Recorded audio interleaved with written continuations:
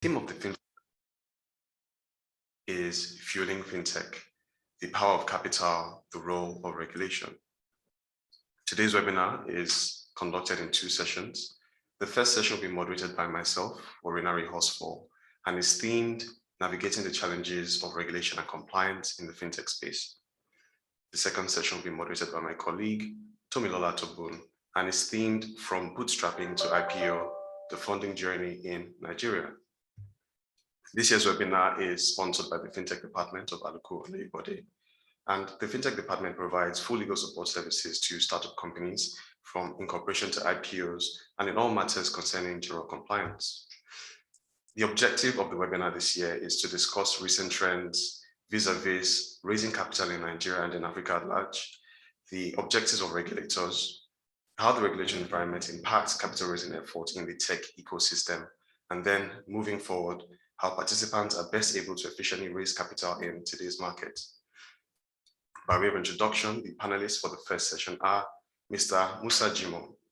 Mr. Jimo is the Director of the Payment System Management Department of the Central Bank of Nigeria. He is ably represented by Mr. Chika Obodo Ogweze, an Assistant Director in the same department. He heads the Payment Policy Office of the department and is responsible for leading the process for the development and review of policies driving innovation and growth of the Nigerian payment system. We also have Mrs. Tolulokbe Osindero, the team lead of the Legal Risk and Compliance Function at Branch International. We have Dr. Babatunde Obrima, the COO of the Fintech Association of Nigeria. We have our very own Ms. Fumilayo Osemobo, a partner here in the Banking and Finance team of Aluko and Oyebode. And lastly, but most certainly not the least, we have Mr. Kende Elesami, the co-founder of Bank. Once again, thank you very much for committing to contribute to this discussion and for making out the time from your busy schedules. Before we commence with the first session, I'll crave the indulgence of our panelists to keep responses to questions directed at you within 3 to 4 minutes. This allows us to utilize the amount of time we have assigned for this session and also allows us adequate time for the Q&A session that will follow. For our guests who are already with us, please note that a quick poll will be conducted prior to the commencement of each session. We hope that you'll participate in these polls because your responses will influence some of the questions that will be directed at our panelists. Immediately, we are going to conduct the first poll for the first session, and then following this, we will start with the questions for this session. Thank you.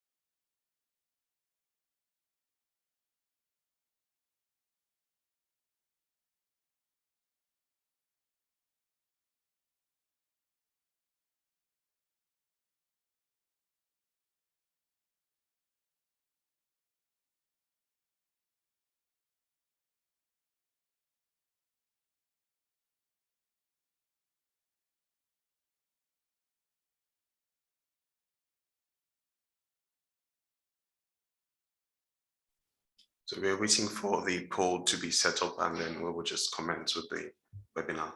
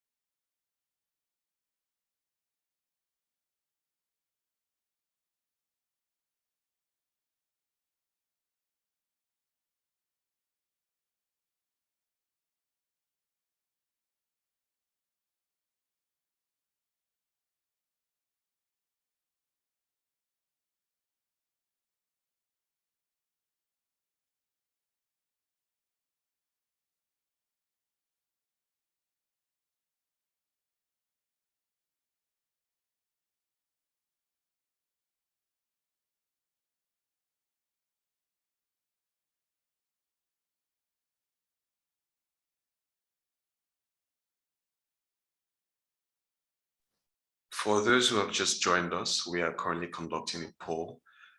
Please participate in this poll because the responses you give will influence some of the questions that will be directed at our panelists. Thank you.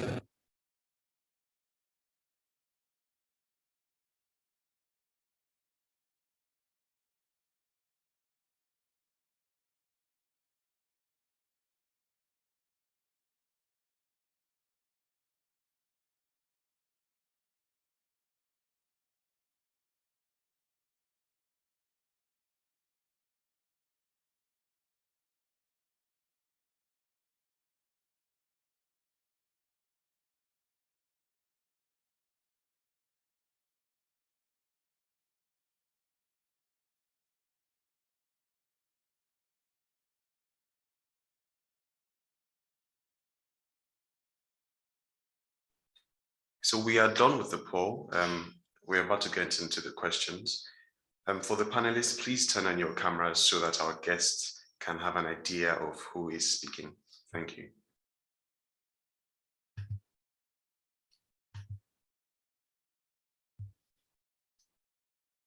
Thank you very much. We're going to start with you, Mr. Kinde. You have over 9 years of experience in the finance sector, and you have experience in building a fintech business here in Nigeria.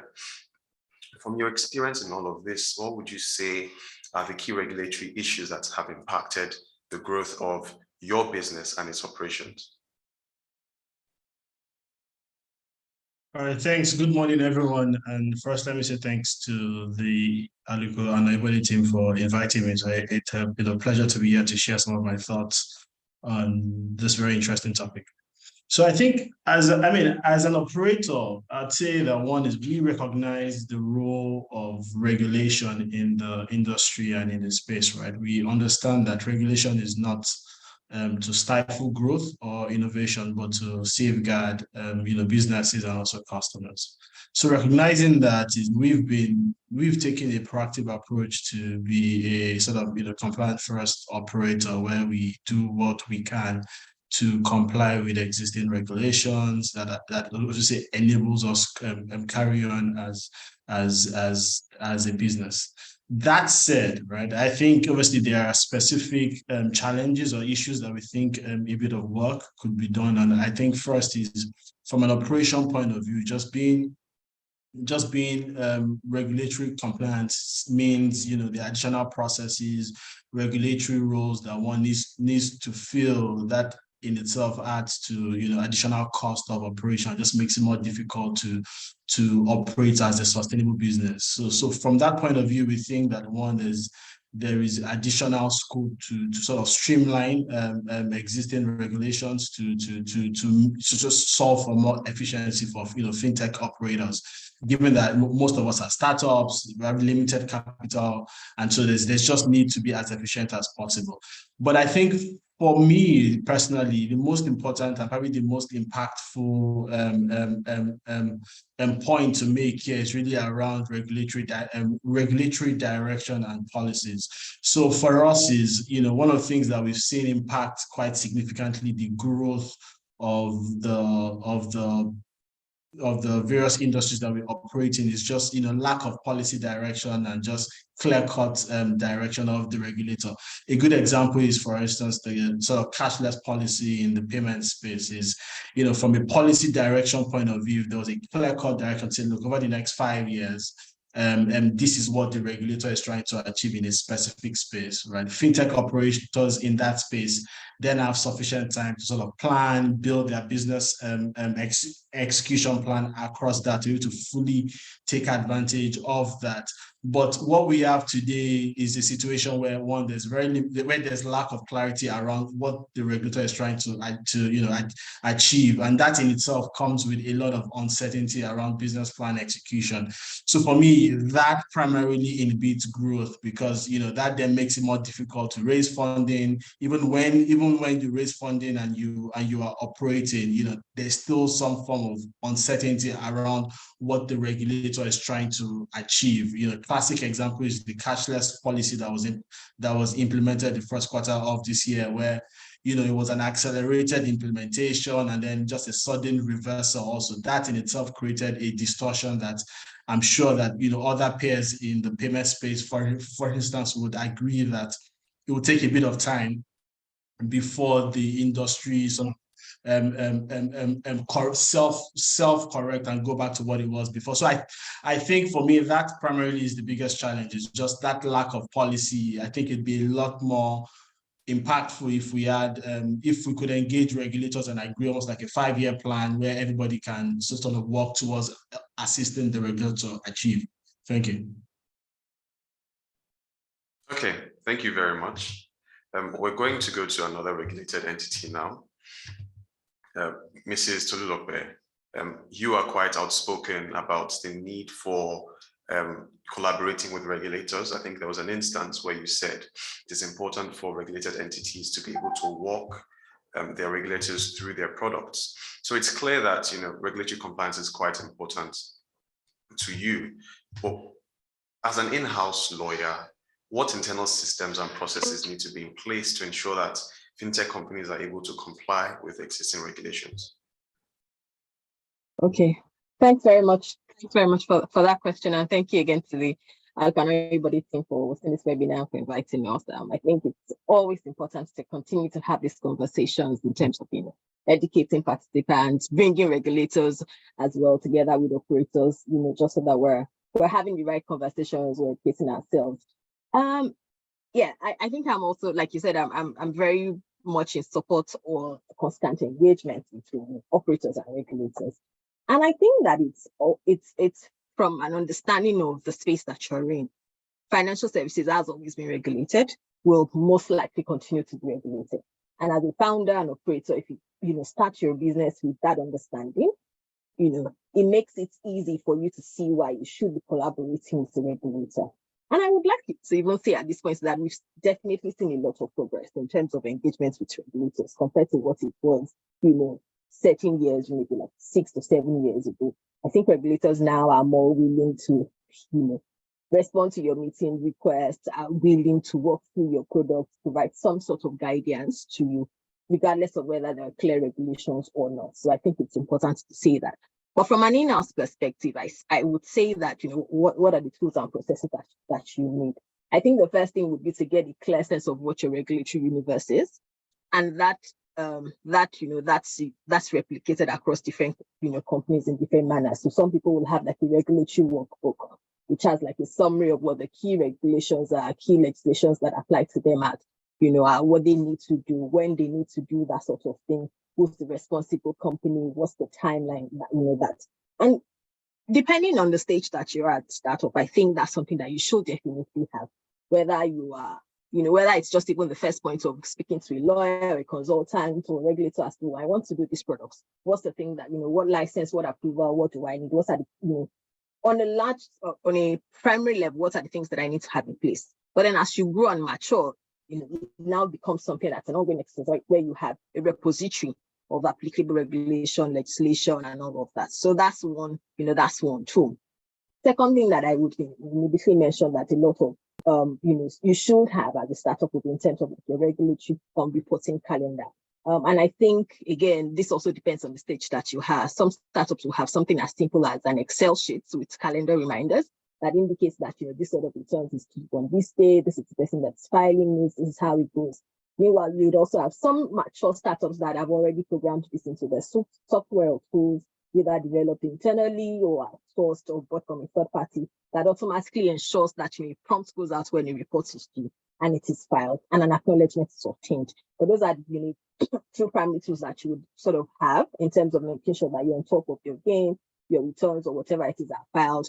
Other things would be software around maybe having like a compliance dashboard, which is, like key indicators of what are the main things that you should be doing. So for example, when should we be renewing our licenses? What are the things that we need to do that probably require approval? So for example, if you're regulated by the CBS, there are certain things that you can't do with, except you've gotten their approval. And building those sort of tools or those sort of approvals into your system helps you such that you've not gotten into a stage where we're looking to say start up operations in another state or something, and maybe that's something that requires approval. But then your business people have gone, they've done all the research, they've gotten an office, they've employed folks, and then you now realize that hang on, you should have gotten an approval before you should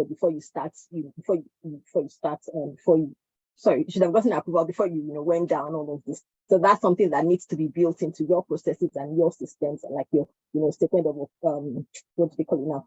Standard operating manuals that shows that. So for example, internally we have process that shows that before we launch or before we approve, before release announcements are made of changes to our products or processes, there are certain teams that need to sign up. And for you to sign up, it also means that compliance is definitely one of those things. It means that you've seen that you're sure that okay, we've met the regulatory requirements. In cases where we probably haven't met regulatory requirements, there's some sort of waiver on the basis of explanations that you have gotten. And I think that the other thing in terms of processes would be training. And I say this because a lot of the folks, so even, I think it's not, I don't think it's something that is peculiar to Nigeria, and even in other countries, like with fintechs, you have quite a number of people from different backgrounds. It's different from maybe traditional banks where people they have to do the CIBN exam, or go through a culture where it is, we have to comply. We know that, these are what the rules and we have to play according to those rules. But with fintech, you have people from different backgrounds. You have engineers that you really probably don't know your regulators are. And to be honest, they probably don't care that much. You have folks that have never worked in any regulated entity, and they're really about the markets, they're really about the product. And then you have people that, maybe the compliance people, the finance people that usually are the risk folks that are mindful of the fact that we're really in a regulated entity. So that needs to be training and constant training to let people know that, these are obligations. This is why we should be doing this. And, constant reinforcement of what your obligations are and why it's important that you should comply. I hope I'm not out of time. Thank you. Thank you very, very much for that well-detailed response. So we've spoken to regulated entities, and we'd like to hear from a regulator. And Mr. Jimo, I am happy to see that you are here in person with us. We're glad to have you.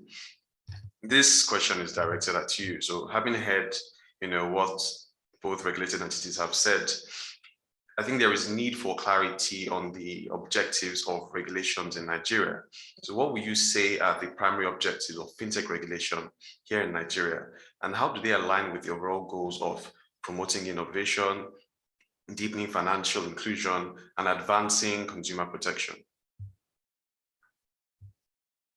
Okay, good morning, everyone. This is Mr. Chicken, not Mr. Jimo. So Mr. Jimo sends his best regards and wishes the organizers well in this webinar.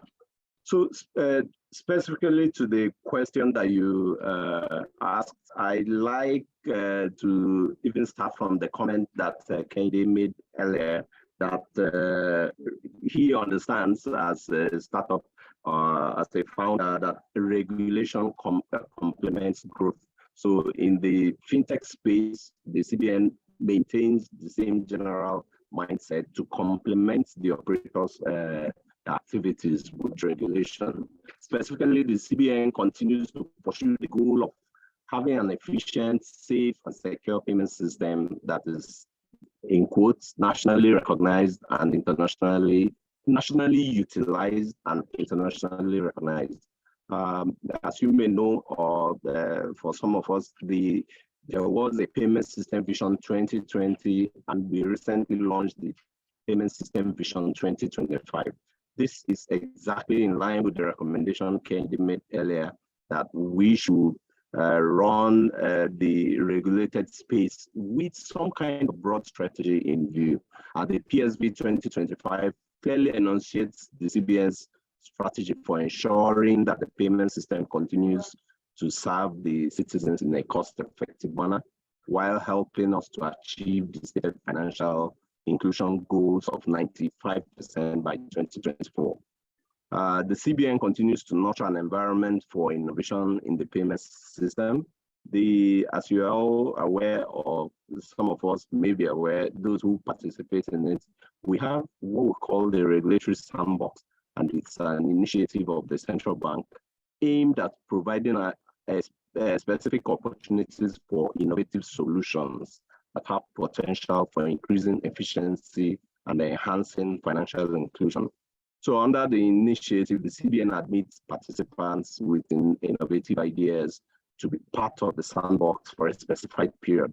During the period, a controlled live environment is provided to enable participants to test their solutions.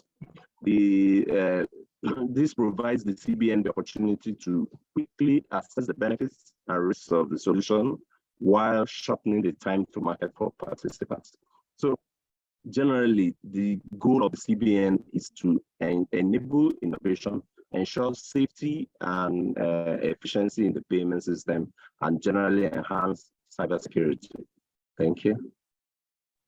Thank you very, very much, sir. And we've heard now from two regulated entities and a regulator. Now, I think we should listen from a policy perspective. Mr.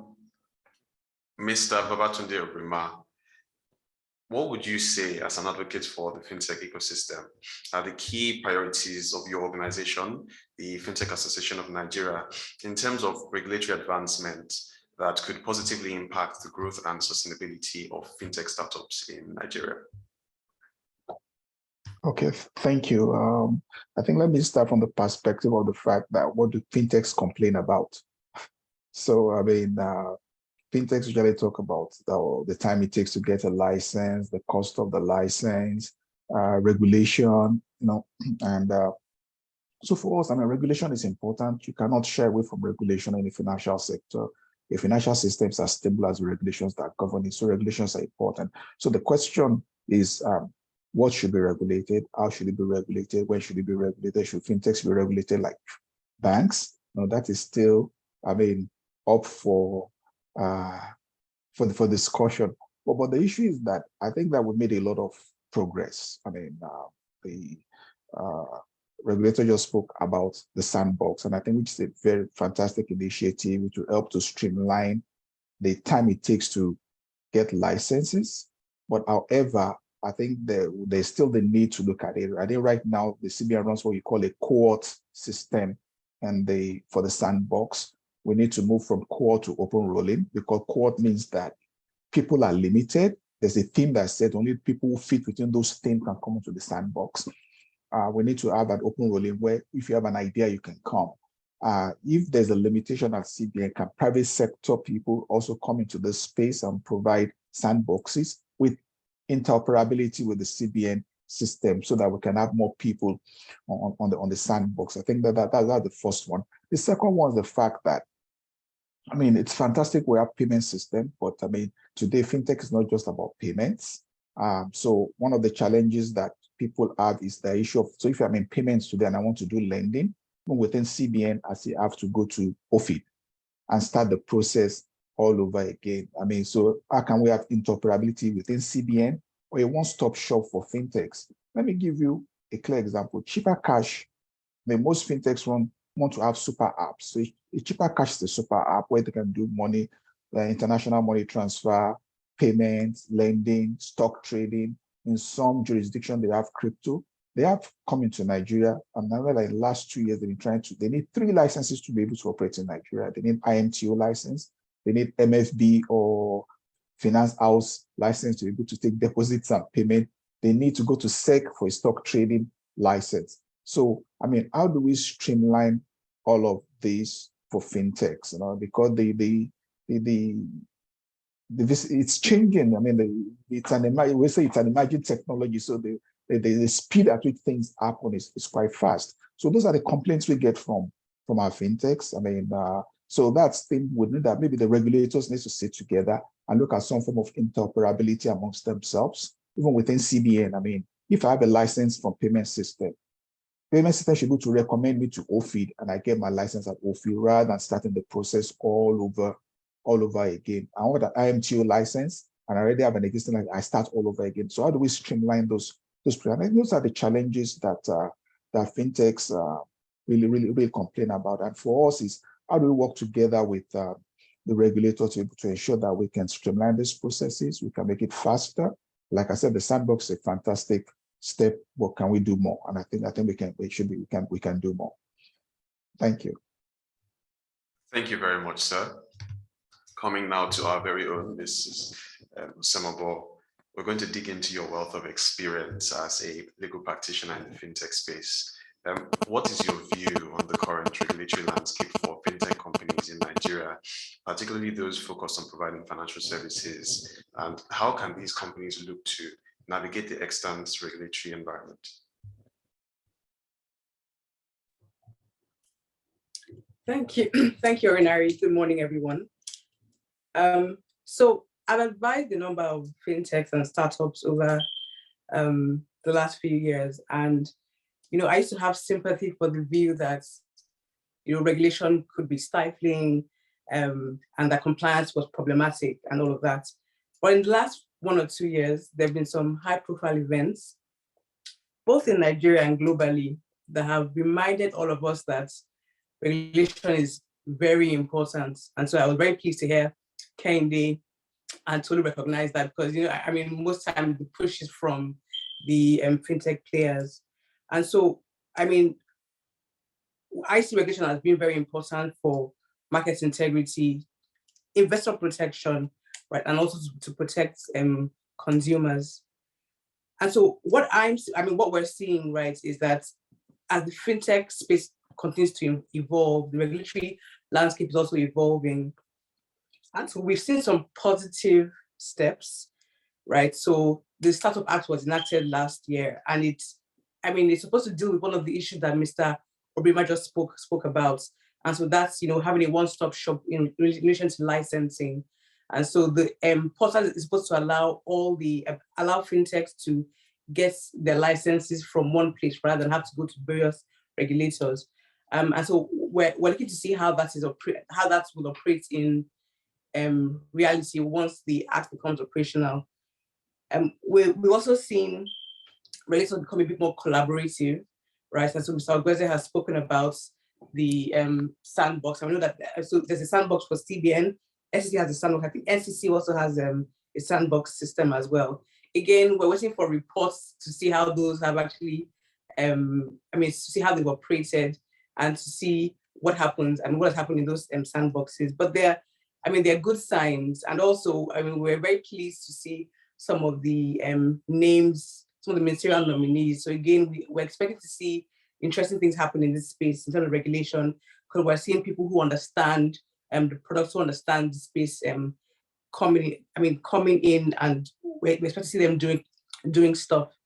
I think as regard challenges, we've all spoken about fragmentation, right? And that is a big issue. And that lack of cohesion, and sometimes it's not clear policies.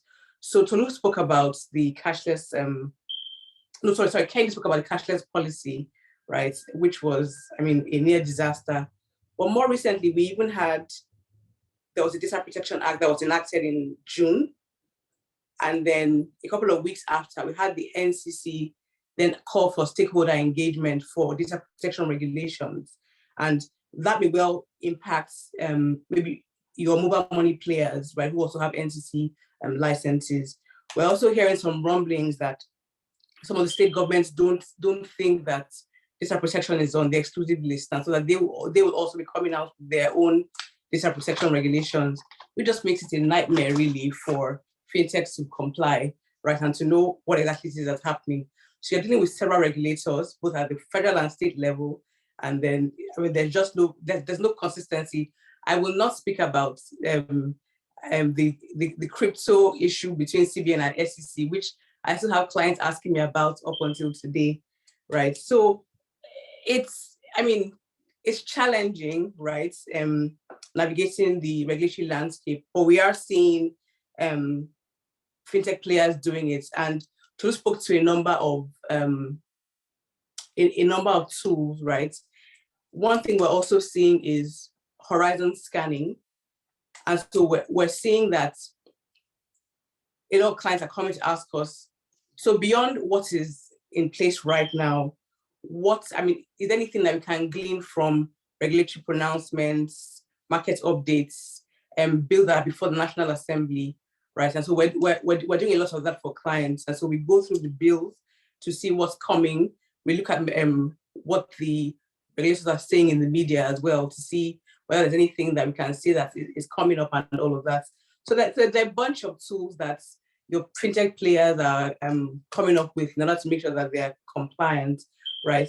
There's also the very important work that that Mr. Obrima's team at the Fintech Association is doing in terms of engaging with the regulators, right? So providing some sort of bridge between the players and the regulators. And yeah, so I'll stop here for now, just to say that it is challenging, but we are seeing clients navigating this space, and we have assisted clients in, developing their compliance manuals and all of that. Thank you very much. And just to discuss further the challenges you're talking about, this question is directed at you, Mrs. Osindaro. What would you say are the regulatory challenges that fintech startups often overlook or underestimate, in the early years? And how can they proactively address these challenges to avoid potential regulatory roadblocks or sanctions in the future?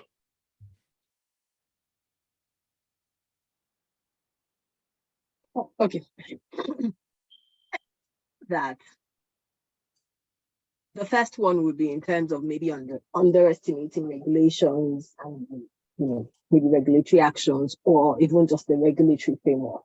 I think that's something that I have seen a number of people do, where, and so this even applies to both foreign operators or local operators or founders, when you're looking to start, and then there's just the general the regulations don't apply to us.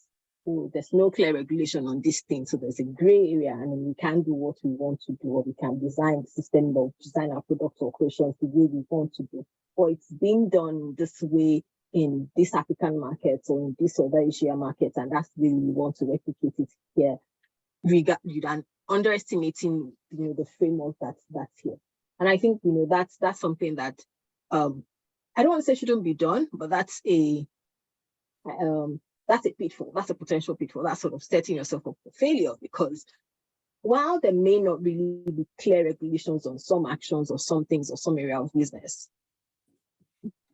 8 out of 10 times when you really dig deep or check, analyze your product or whatever it is that you're looking to do, there is some similar regulation that would apply to you.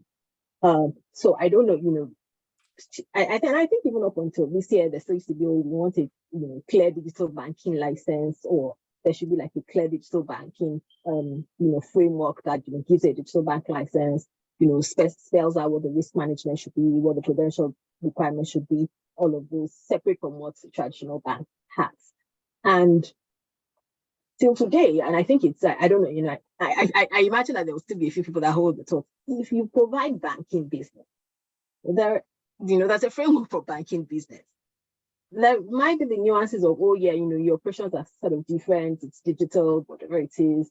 But if there is a framework for banking business in terms of the substance of your product or your operation or whatever it is that you're looking to do, then I think you'd be foolish to ignore what that existing framework is just because, there is no clear regulation. I mean, I think a number of people have done it, and I think that, they've sort of learned their lessons, and I hope that, if anybody now, I hope that nobody will do that again. You should sort of take a step back and check, even if there are no clear regulations, what's the closest to what I am doing.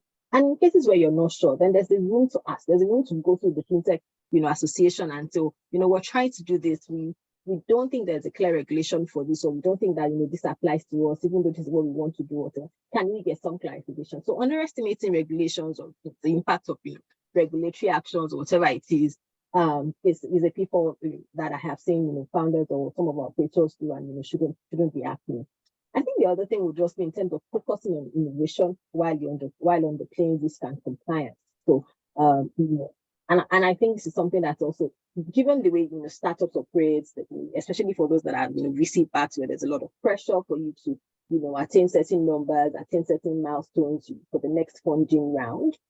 There's a lot of focus on the products, the business, the engineers, and increasing your users, trying to get to revenue and all of those things, which are really important, and which is why this space is exciting, which is why we're growing, and which is why we're transforming financial services. But in doing all of that, you shouldn't also underplay the place of risk, place of compliance, things like your data, security, consumer protection, how you're dealing with even stuff as simple as dealing with employees.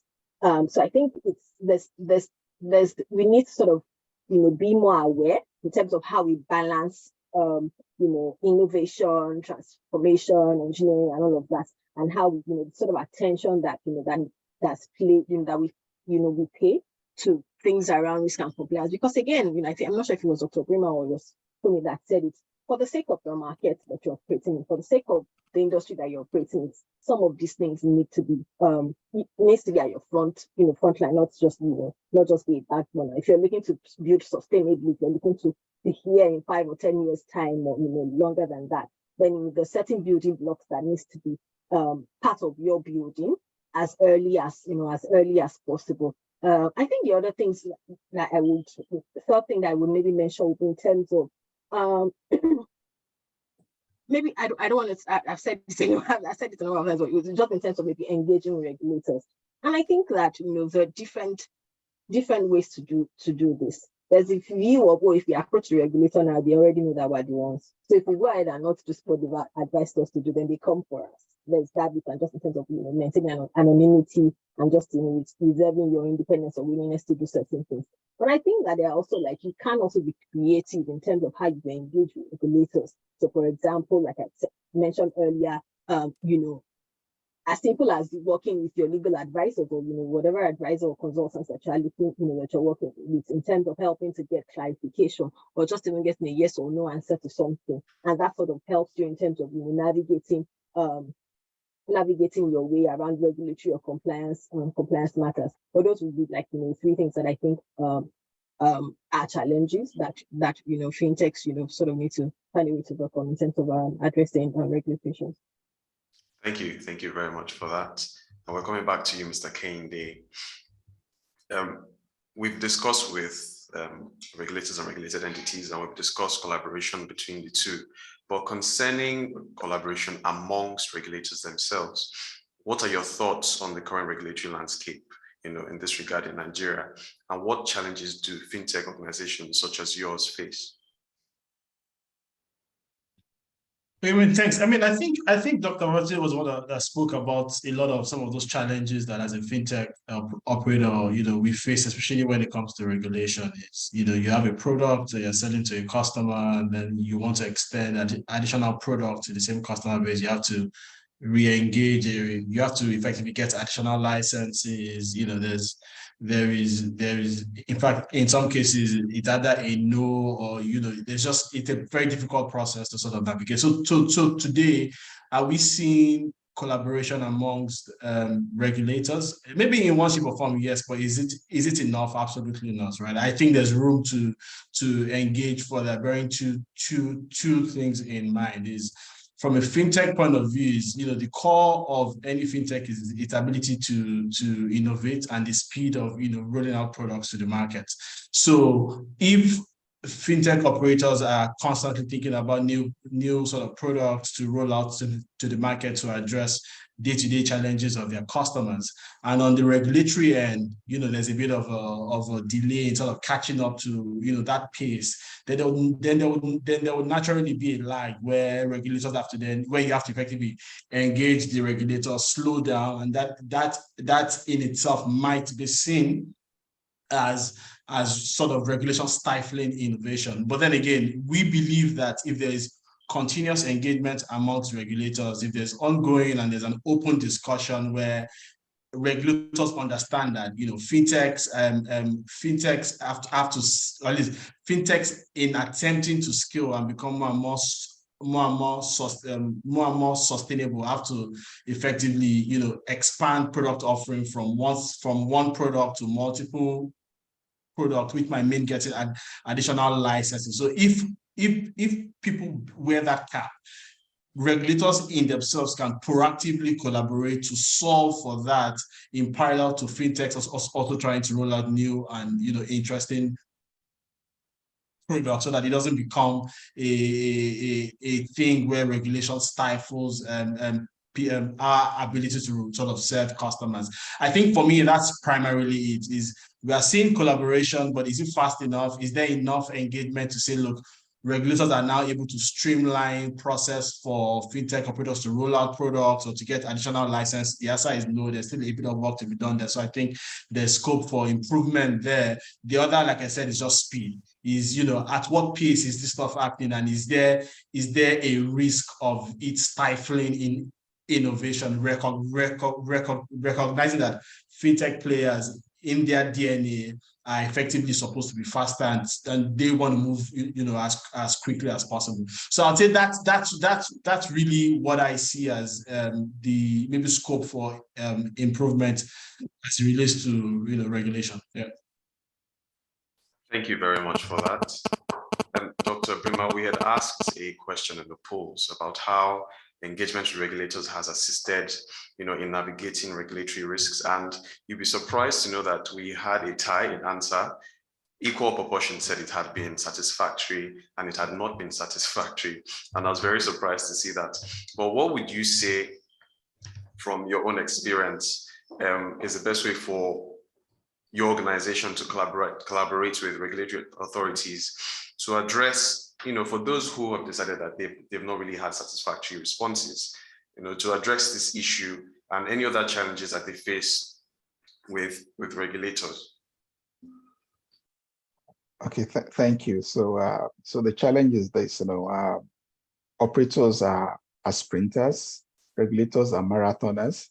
So how do we get the sprinters to slow down and the marathoners to speed up? And what we've done is that, knowing that innovation is always ahead of regulation, we've set up a forum called the Regulator Forum. The Regulator Forum brings together all regulators in the country: CBN, SEC, NCC, NDIC, NICOM, NFIU, NITDA, with operators where we can sit and discuss issues. I think that that's the starting point. We need to engage, because technically, when you look at it, this is an emerging sector. Everybody's a startup, including the regulators. Nobody knows it all. So we're all learning. So we need to work together and learn from each other. And we hope that, and that's the expectation, that this forum will go to a situation where policies and frameworks emerge out of this forum, that it's a participatory thing, it's collaborative, it's not top down, that we can all work together and solve problems right here. I think that's the only way. We have to continuously engage. So we can never satisfy everybody. I mean, I think that the challenge also is the fact that, so this is a wide generation. When you look at this generation, the Gen Zs and the millennials, they grew up asking why, and we parents give them answers. In my own generation, when you asked why, that was an unpardonable sin. I mean, my mother had these AK-47 slaps that hit you all over your body. So, but you see, so they're now becoming entrepreneurs, and they're still asking why. They're not asking why because they want to challenge the regulator. They're asking why because they want clarity and whether they can add value. And I think that's where regulators need to also start looking at the sociocultural issues. We can't throw them out when we're looking at regulation, that this is a generation that's been used to asking why. We need to answer those why questions, not necessarily because they want to challenge, because they think they can add value. And we should always look at it that way. Like I said, we're all startups, and everybody can add value. We learn from here, we learn from there. And that's the purpose of that regulator forum. And we hope that, I mean, we've seen a lot of improvement. I mean, and we've had CBN come to talk about sandbox, we've had NFIU come to talk about compliance, and actually did a training for the ecosystem on how to, fill these compliance forms and how to ensure that you don't flout them. So I think that, we need to collaborate, we need to engage, and I think it's a starting point, and I think it can only get better. So that would be my comments.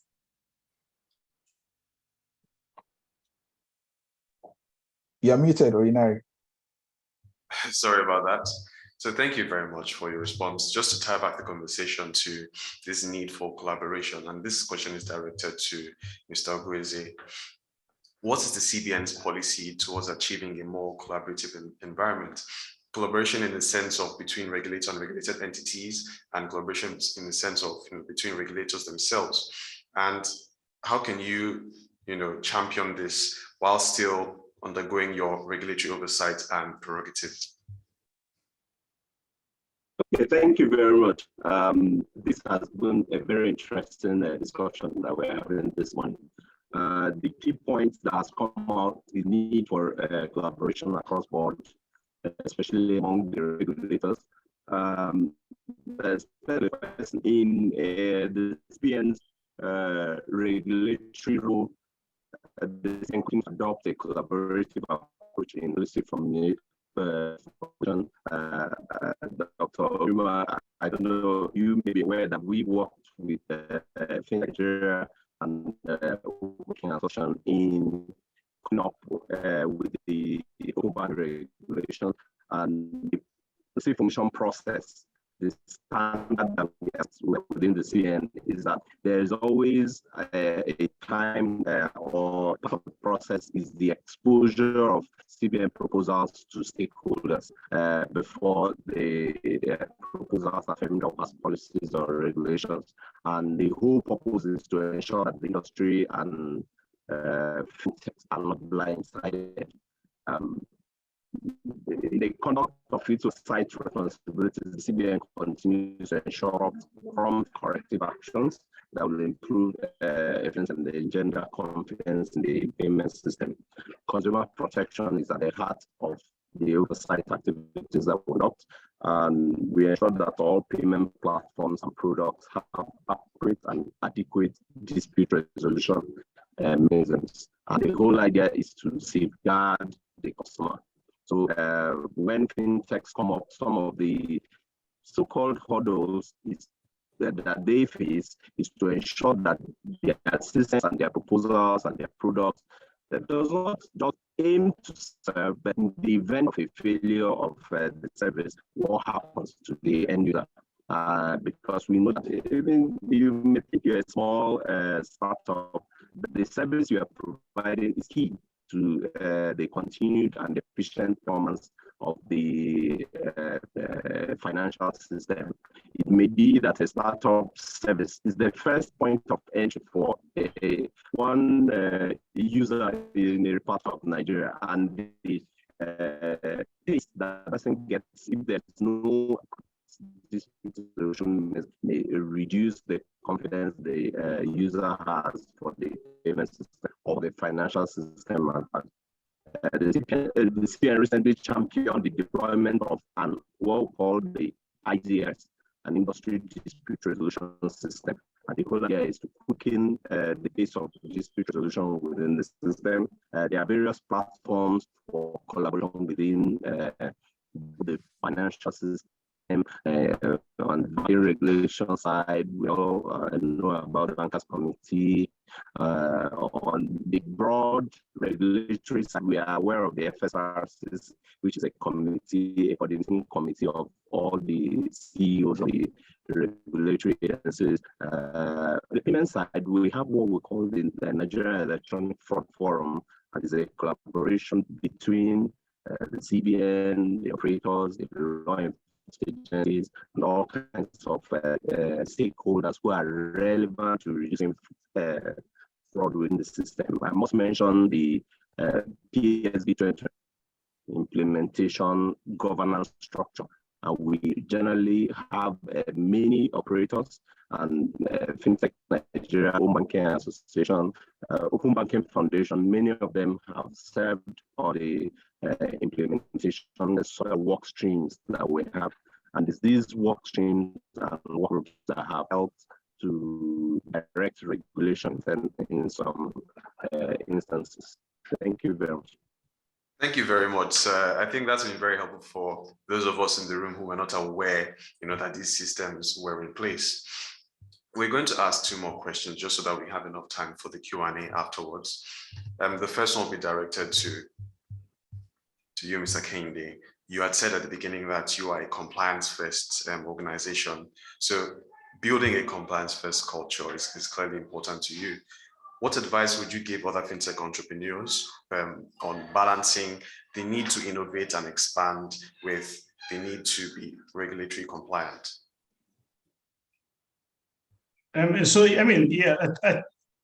For us is, I think, from my experiences, the investment to be compliant for us is extremely important. I think if especially realizing that today we are operating in an ecosystem where customers themselves are fully aware of the risk of dealing with companies that are not regulated or that are not regulatory compliance. And so from the get-go, your ability to even gain business is limited if you're not sort of, regulatory compliant. If you also think about the fact that even potential investors in the space have started placing a significant premium on just companies that are regulatory compliant, I think that in itself also just points to how important this is, right? And then lastly is also just if you think about the cost of being regulatory compliant with the potential loss that would sort of crystallize either in the event of a license withdrawal, a fraud, or even just the reputational damage. I think all those things point to the fact that it's a no-brainer that it makes sense to absolutely be 100% compliant. The other thing to also consider is that being 100% compliant in an ecosystem like ours actually ensures just the sustainability of the space in its sort of entirety, right? Is if everyone is compliant, if you're doing things by the books, what that provides is an environment that people can innovate freely, we can engage regulators and actually achieve growth in a very sustainable way. And so it's actually an all-in benefit for everyone to be regulatory compliant. So I cannot overemphasize the benefits coming from that. I think for us is, and we've taken this quite seriously, and also as much as possible, we've just strived to be as regulatory compliant as possible, and I definitely encourage other players to do so. Thank you very much for that response. And this is the last question before we get into the Q&A session. This is to you, Mr. Gweze. Following what Mr. Kendi has just said, what's your general advice to fintech entrepreneurs and startups in Nigeria who are looking to navigate the regulatory landscape and ensure compliance while growing their own businesses? Okay, I'll have a few points. Be innovative. The Nigerian market is huge, of any product that will solve us, not just in payments. Stay on. Technology provides opportunities for innovators to deploy new solutions. So you need to wear the emerging process. Then collaboration industry. So startup idea so unique that it's on its own. So there is a need for startups, for fintechs to collaborate with the incumbents that you have met within the industry. Innovate with interoperability in mind. Your system cannot stand alone. You need to ride on existing platforms, then ensure adequate cybersecurity. For us within the CBN, any regulator of will focus mostly on adequate cybersecurity, and there is a need to protect not just your own system, but the whole system as a whole through compliance with regulations. The relation for all. Thank you. Thank you very much, sir. I think we're going to go into the Q&A sessions, and because of the amount of time we have left, I'm going to take two questions. Ms. Fumi, I'm addressing the first question to you. It says, with the rise of cross-border fintech operations, how can companies effectively navigate and stay compliant with varying international regulatory frameworks? Thanks, Orinari. So cross-border operations add another layer of complexity to compliance because you don't have laws or regulations that apply across different countries. So what you have in Nigeria will be very different from what you have, say, in Kenya or in any other jurisdiction. And sometimes even the sophistication of the legal systems may play a role in how, in the compliance requirements. So what we've seen our clients do, again, is, I think it's everything that we've said. You have to, first of all, be aware of the laws. And so in-depth regulatory research is required, right? And so we've seen clients use, so first of all, identify the applicable laws, so create like an inventory of the laws that are applicable to you in the different jurisdictions. So, create a regulatory map, so to speak, to identify the laws. You then create like a gap list to, where you review the laws against your existing policies, right? And then You also make sure that you're doing your constant updates. Because it's across several jurisdictions, there really isn't any other way to do it than to, outsource. Well, we're seeing a lot of clients outsource anyhow. So, legal practitioners in the various jurisdictions. And Onari, I'm sure you know that it's something that we have done for clients who operate across several jurisdictions as part of ALN and all of that. So because we have a presence in several different jurisdictions within Africa, we're able to provide like the seamless service across jurisdictions. But like I said, it's just really awareness. You have to know the laws that you're required to comply with. Again, horizon scanning is important in the different jurisdictions because it helps you just to keep track of what's happening, to get a sense of what future policy directions could be. But I think it's everything that we've spoken about. It is engaging with associations such as the Fintech Association of Nigeria, right? It's engaging with the regulators in different jurisdictions. One thing we know is that for certain CBN licenses, CBN wants you to do some reporting on a group level. And so regardless of the different jurisdictions you are, you may well be reporting across those several jurisdictions to the CBN if your home, if the CBN is your home regulator, so to speak. So it's make sure that you're aware, right? It's doing your research, it's staying close to your lawyers. So I'm your risk compliance, I'm your risk compliance strategy. But yeah, so that's what we're seeing. And tech, like I said, so tech AI is helping to sift through several, because there's a lot of information out there. So the quickest way to do it, because we've all spoken about how quick the fintech operators are, the quickest way to do it is you have your AI sift through all the tons of information, you have your lawyers do your proper analysis, and then you build your manual that then helps you to follow things through. Thank you very much. And the last question is going to Ms. Tolulope. This was addressed directly to you. With the discussions going on here in the room, do you think that compliance issues are really because of a lack of knowledge on the part of the fintech organizations, or is it taking advantage of what's already in existence, or are there fundamental problems with our regulators? Also, do you play in other jurisdictions in Africa or other continents? What's your actual experience if you do?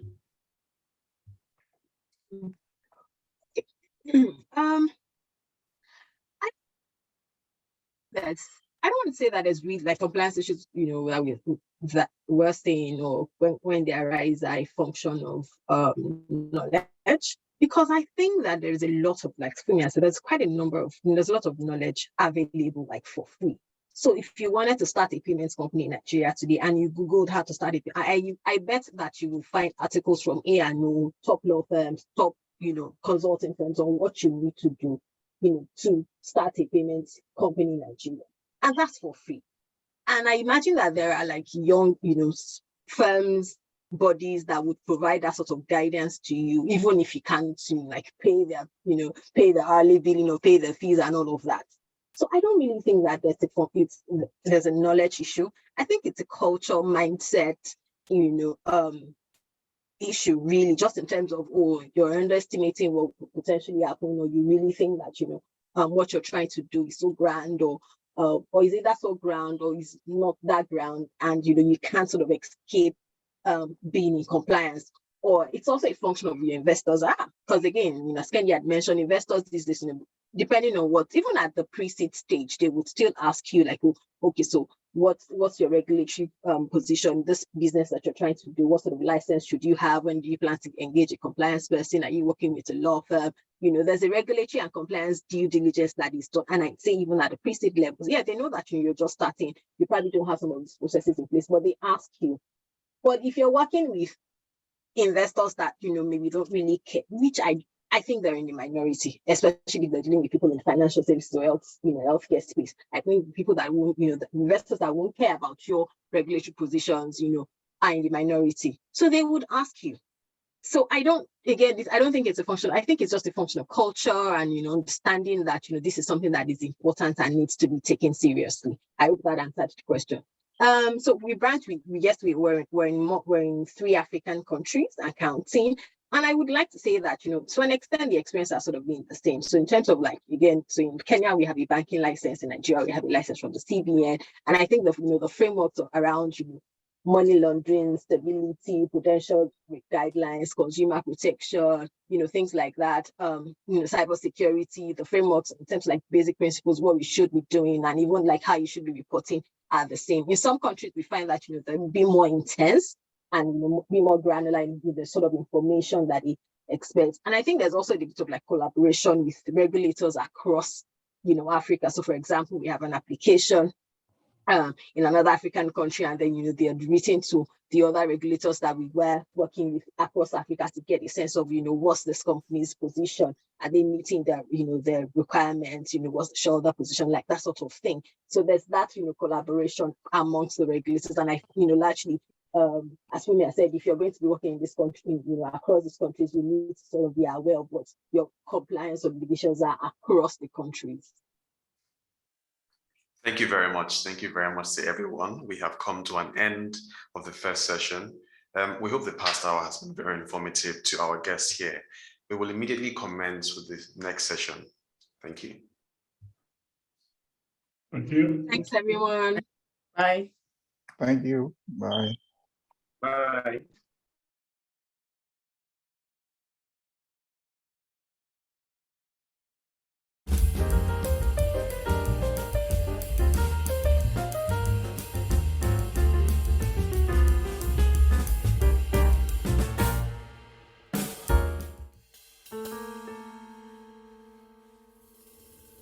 At Alukwano Body, we relentlessly pursue excellence, and we are unwavering in our commitment to providing our clients with unparalleled, practical legal solutions that meet their evolving needs.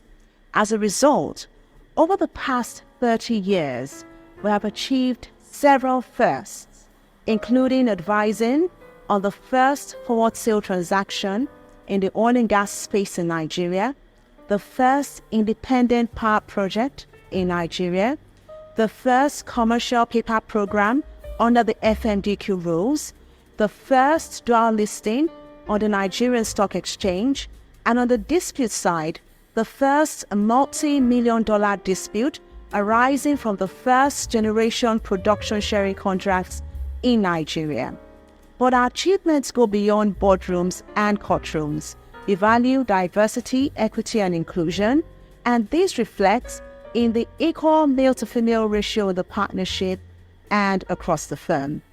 At Alukwano Body, our clients and our people are the heart of what we do. At Alukwano Body, we prioritize our clients' interests by providing advice that is innovative, practical, and sustainable. We continue to evolve to keep pace with developments in the global market for legal services. To this end, the firm recently joined the Africa Legal Network, an alliance of leading independent African law firms, and through this alliance, we have enhanced our Pan-African capabilities, deepening our ability to provide even more effective services to our clients by combining our extensive experience, keen understanding of the global business environment with continent-wide reach. At A&O, beyond providing excellent legal services to our clients, the firm prides itself in creating a healthy and enabling work environment for its employees. Employees are afforded with all the right opportunities, resources, and exposure to excel and build a thriving career. The quality and track record of the current staff and AO alumni speak evidently to this. At Alukwano Body, our value proposition is premised on our ability to hire and manage the right talents, providing them with the leverage to develop and thrive in an environment built on diversity and inclusion. I remember quite vividly my early days of joining Alukwano Body and how much I was in awe of the good people and culture. Since I joined Alukwano Body, I've had the pleasure of working with and learning from highly professional and pleasant colleagues. Alukwano Body is undoubtedly a great place to work. I particularly like the fact that it provides me with an enabling environment, which of course includes fantastic seniors and colleagues and all the resources I need to cultivate and showcase my talent, build my career, and thrive.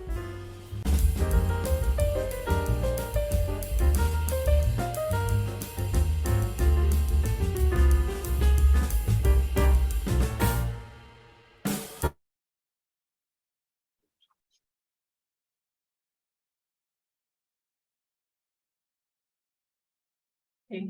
Good morning, everyone, and welcome to the second session of the Maiden Alukwano Oyebode Fintech webinar. Okay, so we had a very insightful conversation in the first session of the webinar, and I believe that our participants also found the webinar session, the first session, very insightful. In the first session, we had conversations around the interoperability of the regulators, as well as the need for the regulators to collaborate in order to stimulate growth and sustainability for startups and fintechs. We're going to be furthering that conversation in the second session. I'll be driving that conversation, and again, my name is Tomilola Tobon, and I'll be driving the conversation of the second session. The title of this session is From Bootstrapping to IPO, the Funding Journey in Nigeria. And before I introduce our panelists, I'll just want to sort of give a background to this conversation. We talked about the key consideration of for startups being regulation and the regulatory framework. And we can't talk about funding, we can't talk about startups without talking about funding, because we know that capital is the lifeline of any business. So it's very, very important for you to talk about capital. And if we look at what is happening even in the international investment community, we would see that there's a lot of focus on Africa, and there is also increasing focus on Nigeria as well. In Nigeria, we realize that Nigeria is home to about 5 of the unicorns. There are about 7 unicorns in Africa, and Nigeria is home to about 5 of them. Unicorns are those privately held startups that have been valued to have $1 billion or over $1 billion as their valuation. And so what it means is that there's a lot of focus in terms of investment in Nigeria. Okay, so what this also means is that we see that there's a lot of many of these funds are coming from venture capitals, and the investments are foreign dominated. But what we would also like to see is that we have more and increasing financing in terms of locally and internationally. And we're hoping that startups and fintechs will then know how to position themselves properly to be able to attract investment and to further drive growth and sustainability. And this will be the crux of our conversation in the second session. And to help us drive this conversation, we'll be inviting you to participate as the participants of this session. We're going to be having a poll session, a poll very quickly. We'll put that up so that we can have your take on the core segments or core elements of this conversation. We're also imploring you to curate your questions, and the panel will be providing answers to these questions. Again, I welcome you to the second session of this webinar. Shortly after the poll, we will be going and diving in straight into the conversations today.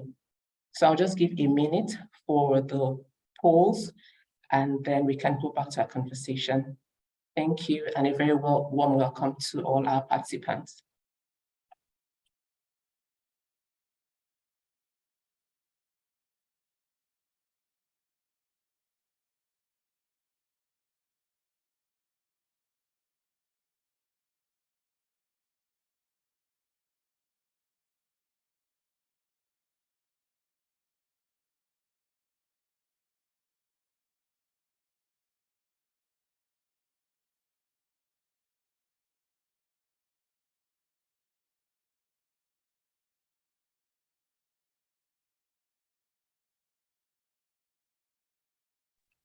Okay, I'll give 20 more seconds before I end the poll.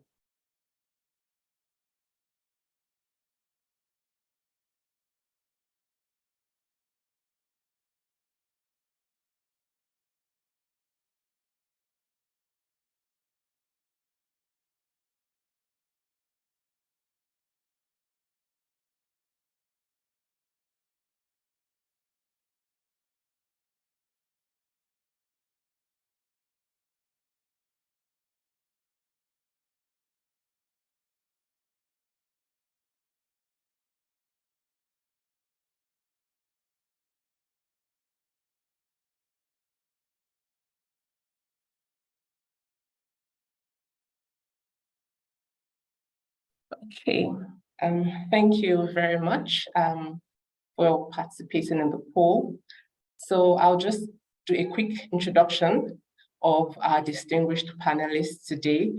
We have in the room experts, both on the regulator side, professionals, and those who have constantly driven innovation in the startup ecosystem.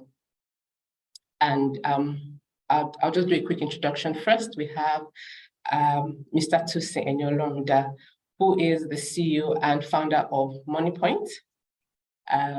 Thank you. Thank you. Welcome, Mr. Enyolorunda. MoneyPoint is a fintech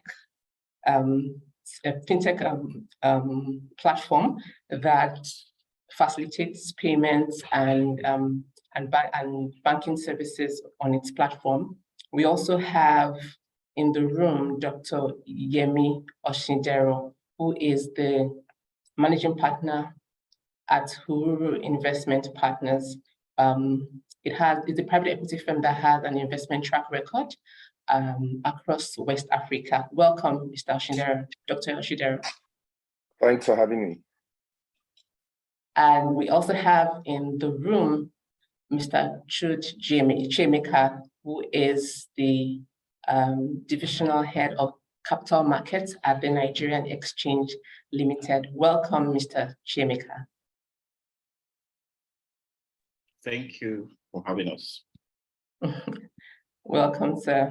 And we also have in the room Dr. Ajibola Asolo, who is a partner in the Mergers and Acquisition and Capital Markets team at Alukwano Yebode. Dr. Asolo also heads the fintech and startup practice of the firm. Welcome, Dr. Asolo. Thank you very much. Okay, so we'll just go right into the conversation today. Just as an introduction, or just to note for our panelists, we'll have about 3 minutes, so maximum 4 minutes to answer the question so that we can have enough time to go around in terms of our questions and also still have time to take the questions from the participants. Well, the questions are going to be sort of two-pronged. We'll be looking at the regulatory modalities for capital raising in Nigeria, as well as taking some practical insights from you based on your work in the startup ecosystem to know how startups can position themselves to attract investors in Nigeria and even across Nigeria. So my very first question today in this session would be addressed to Mr. Enyolorunda.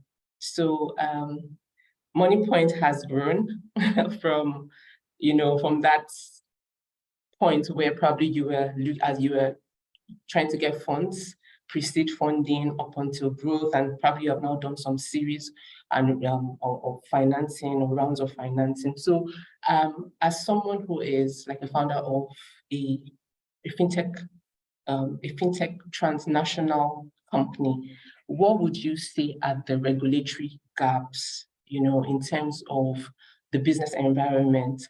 What are the regulatory gaps that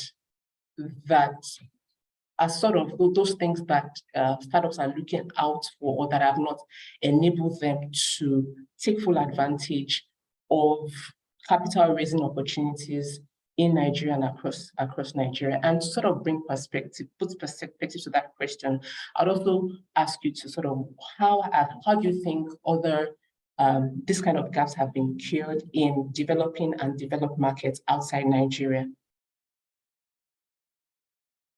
Thank you very much, Tomi. Hello,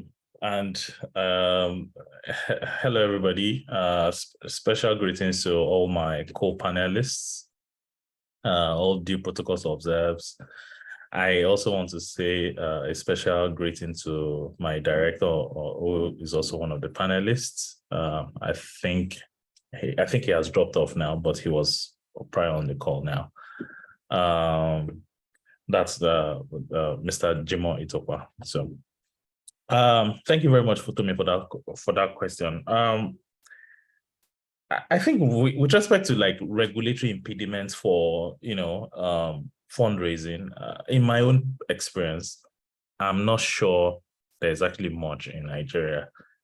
in my own experience. I'll be happy to be corrected by everybody else.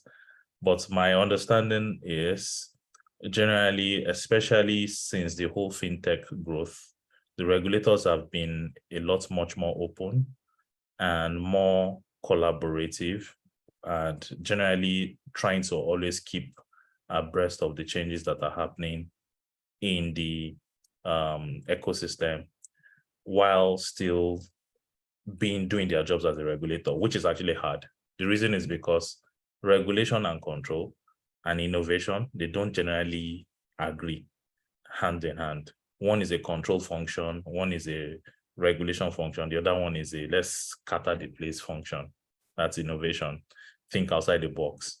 So, but I think in my own experience, generally so far, most of the regulations that have been made with respect to streamlining the payment licenses, prior to now, the payment licenses were a lot more scattered.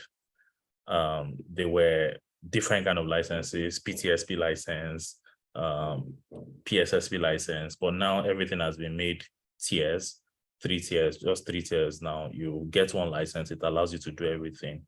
The highest license being the switching license that allows you to do everything, and the MMO license, which are like 2 different things. Also, I think the main requirement for raising capital is to ensure that you inform the regulators about where your capital is coming from, because that leads to some form of change of control of the organization. And they should kind of like approve this new fund, this new shareholders. They'll probably need to unveil them and see who the ultimate beneficiaries are for the stock, and want to ensure that these are not PEPs. These are not people that can be dangerous for the financial ecosystem. I think if I want to advise, I think it's for, this to be done a lot more. I think for us to actually continue, because the pace of innovation on the field is fast. Things are being changed every day. Fintechs are coming up with new solutions. So it's for us to be able to continue with the same pace and work much more closely with them. Then now, talking about how easy it has been for us to raise funds coming from all the levels. We started in 2015, but our traction more or less started more in 2019. So there was a 4 years of operation for us that was more of, I think I'll quickly round up now. There was a 4 years of operations for us that was bootstrapped. We funded all our operations from all our income. That's what we did. So, and in 2019, we raised our first fund. And from there, we actually grew pretty rapidly and now raise subsequent funds. I think the main thing that I'm going to advise going forward generally is, I think it's hard to balance because it's chicken and egg. Sometimes you need funding to grow, and to grow you also need funding at the same time. I will generally advise that one should just hack one's way as much as possible to demonstrate growth and traction, and think of funding as a way to supercharge your growth. Investors are always happy to invest. Investors are just looking for growth. They're looking for a way to multiply their money, make their own investors happy at the same time. And it is, if you have a great company, you will raise capital, regardless of the environment of where it is. As long as investors can see that you are going to outgrow whatever macros, they are happy to give you funding. So I think the main lesson here is build a great company. That's the main thing here. Build a solid company that people will want to put their money into, and you generally attract more and more funding. It's harder said than done because you need the funding to build a great company, but there are techniques that I can go into if we had a longer time on how you can hack your way into demonstrating growth. That will now allow you to attract the funding.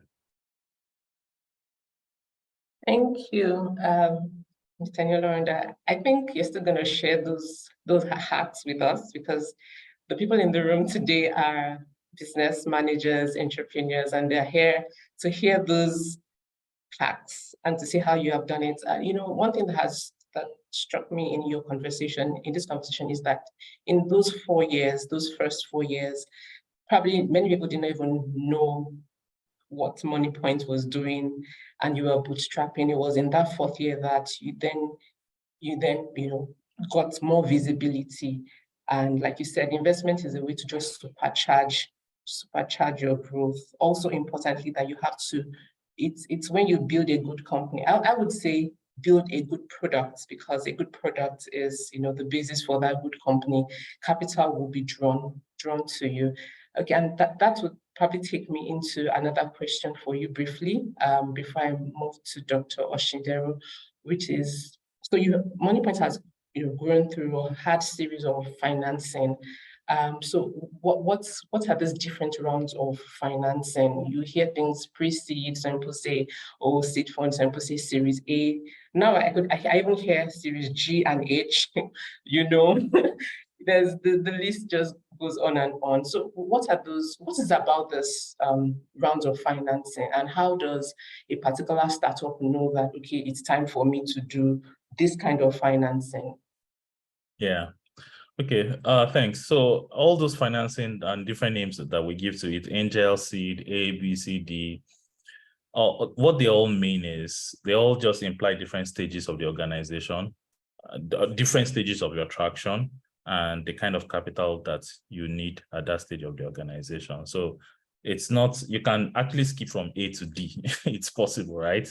But people will generally not do that. But it generally just means the kind of money that you need at every stage. Of course, the first one is when you need an angel. An angel is somebody, you have an idea, you've not validated it, and nobody will generally bet on you. So the first person that will even bet on you is like an angel to you, and the person is taking a lot of risk because you've not really validated much. The person just believes in you, likes your business plan, and they take a risk on you. So that person is an angel.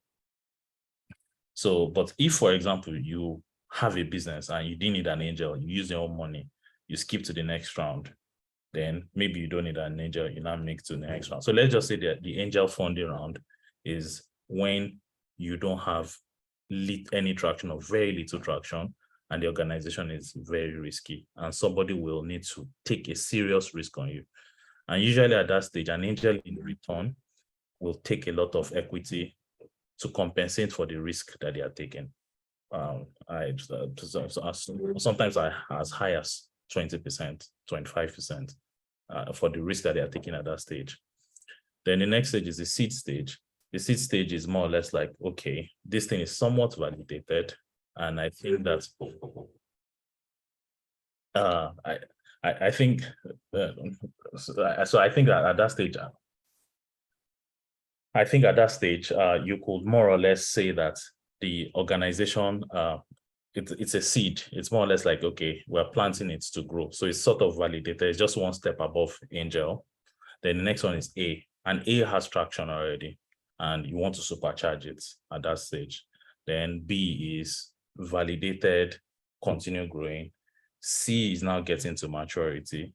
And in Series C stage, investors are generally expecting you to be profitable, or at least demonstrate some good level of unit economics that is repeatable, and you continue growing, then and so on. So, and at different stages, you need different strategies. But at the end of the day, like I said in the initial call, it's all about making sure you grow, making sure that you can deliver returns for your investments and returns to your investments to your investors. Yeah, exactly. Thank you very much, Tony. All right, thank you. Like I said, I'm still going to come back to those hacks because we want to hear them. I'll just move on to Dr. Oshindero now. So, you have been in that private equity venture capital space, and we'd like to hear some practical insights from you in that regard. Particularly in terms of looking at statistics in 2021 and early 2022, in the Nigerian fintech and startup space sort of saw a good deal of equity investment. And then towards the end of 2022, and now we've sort of seen a nosedive of investments into that ecosystem. We need to know what are the drivers of this kind of trend. And do you think this trend has come to stay, or there's going to be that sustained intense interest in investing in startups again, either in Nigeria or in the African continent? Okay, it's a very wide question, and we only have 4 minutes. I could talk about it for 40 minutes, but I'll try not to do that now. Look, I think again, we don't operate, no man is an island. We don't operate in a bubble. We're linked to the global economy and dynamics there. And a lot of the money that we saw in 2021, 2022 was what I call tourist capital. So tourists who come in, oh my God, Africa, I can put money to work. And they did that, right? It was exciting. Everything was going up in the US, and they saw what has happened in tech in the US will happen in the rest of the world, which I believe to be true.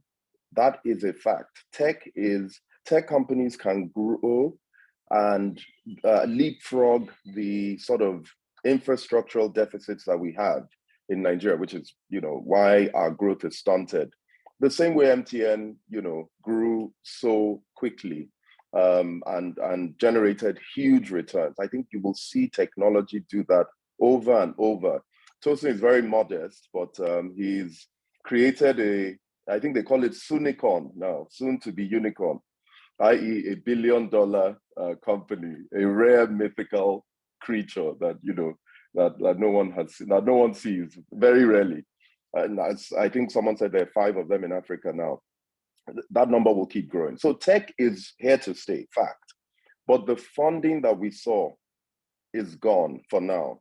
And the drivers of that are, it was fueled by free money in the US. So post-COVID, the government was pumping money into the economy. Everyone go out and spend.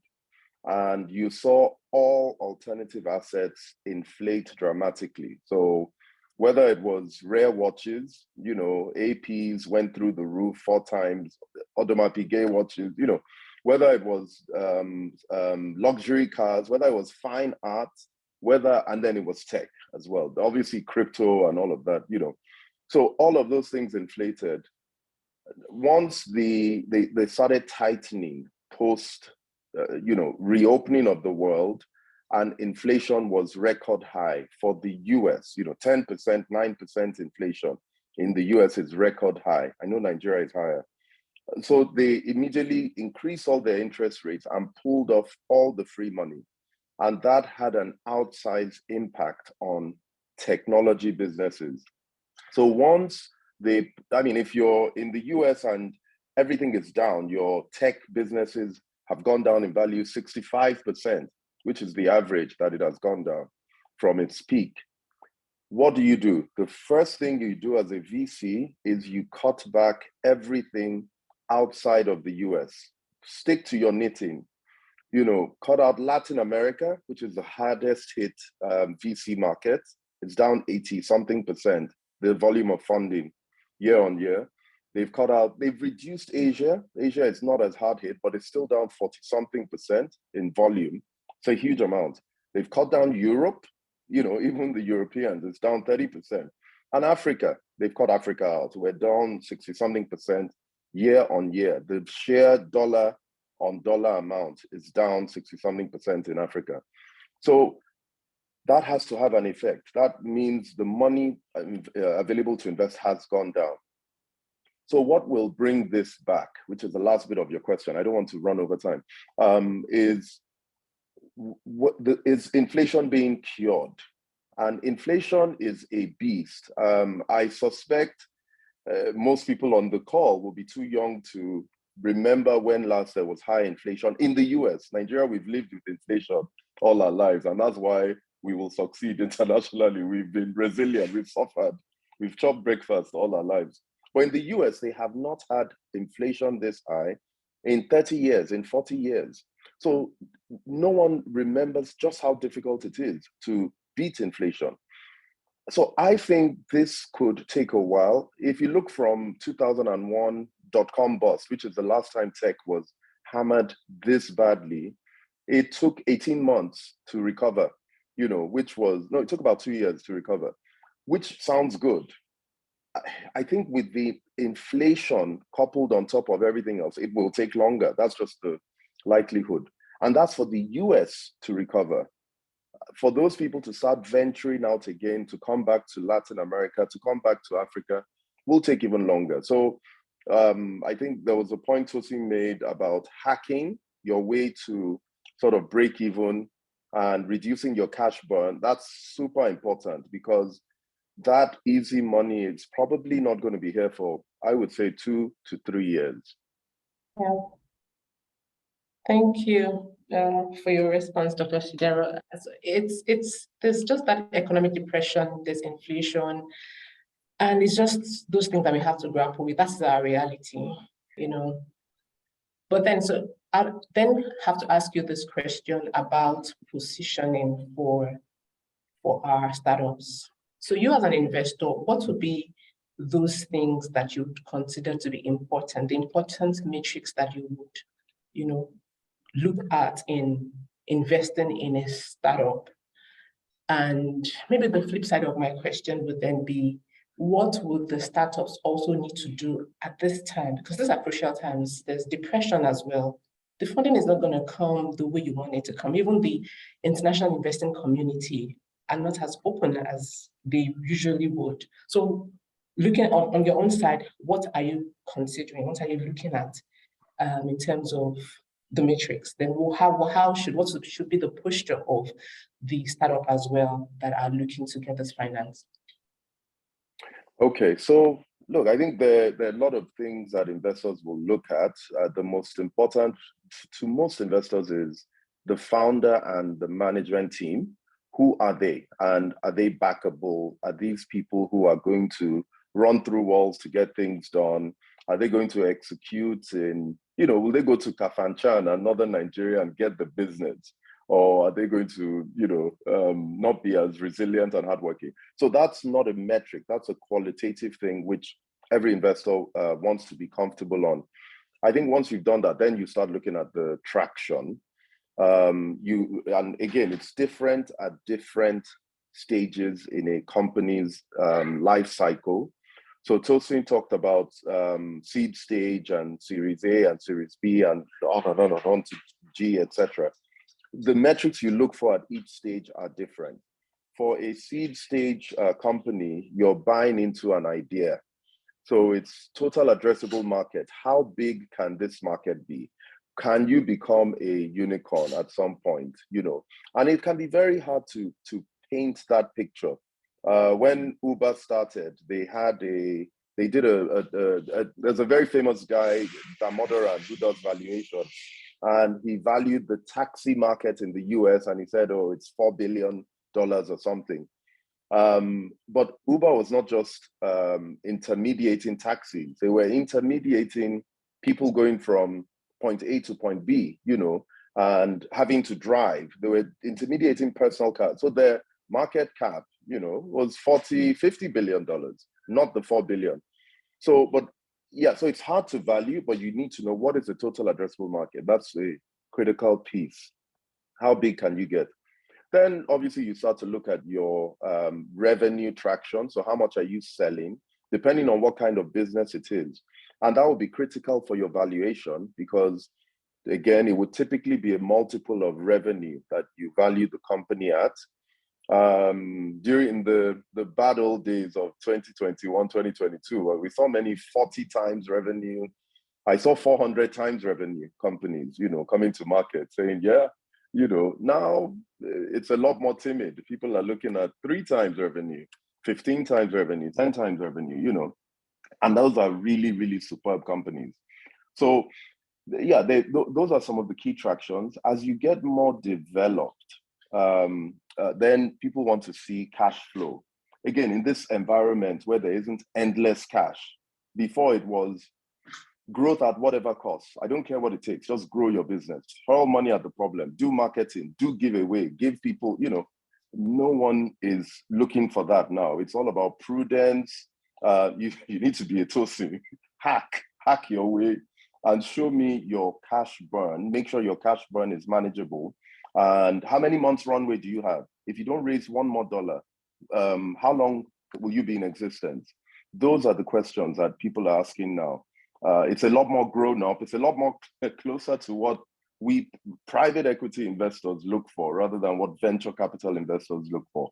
But that's just the way the world is. And we're speaking to companies that frankly would not have spoken to us a year ago, because, well, 18 months ago, because they had a lot more softer money than now. But PE tends to be harder and more focused on cash flow. Then when you're fully advanced, you're looking at cash flow, EBITDA, earnings before interest, tax, depreciation, more accounting type measures. So that's the cycle as you go through. Thank you for that response. What I'm hearing you say is there's no more free money. There's no more free money, and you just need to ensure that you can account for even the funds you have bootstrapped.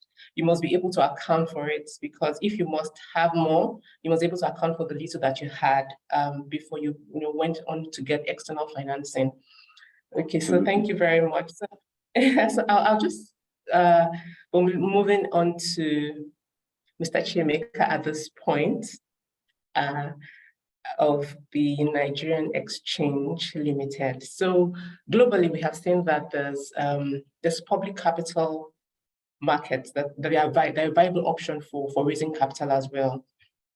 In fact, if you look at statistics, it shows that the top five countries that have received funding through capital markets. So we have US, Israel, UK, Singapore, and China in that order.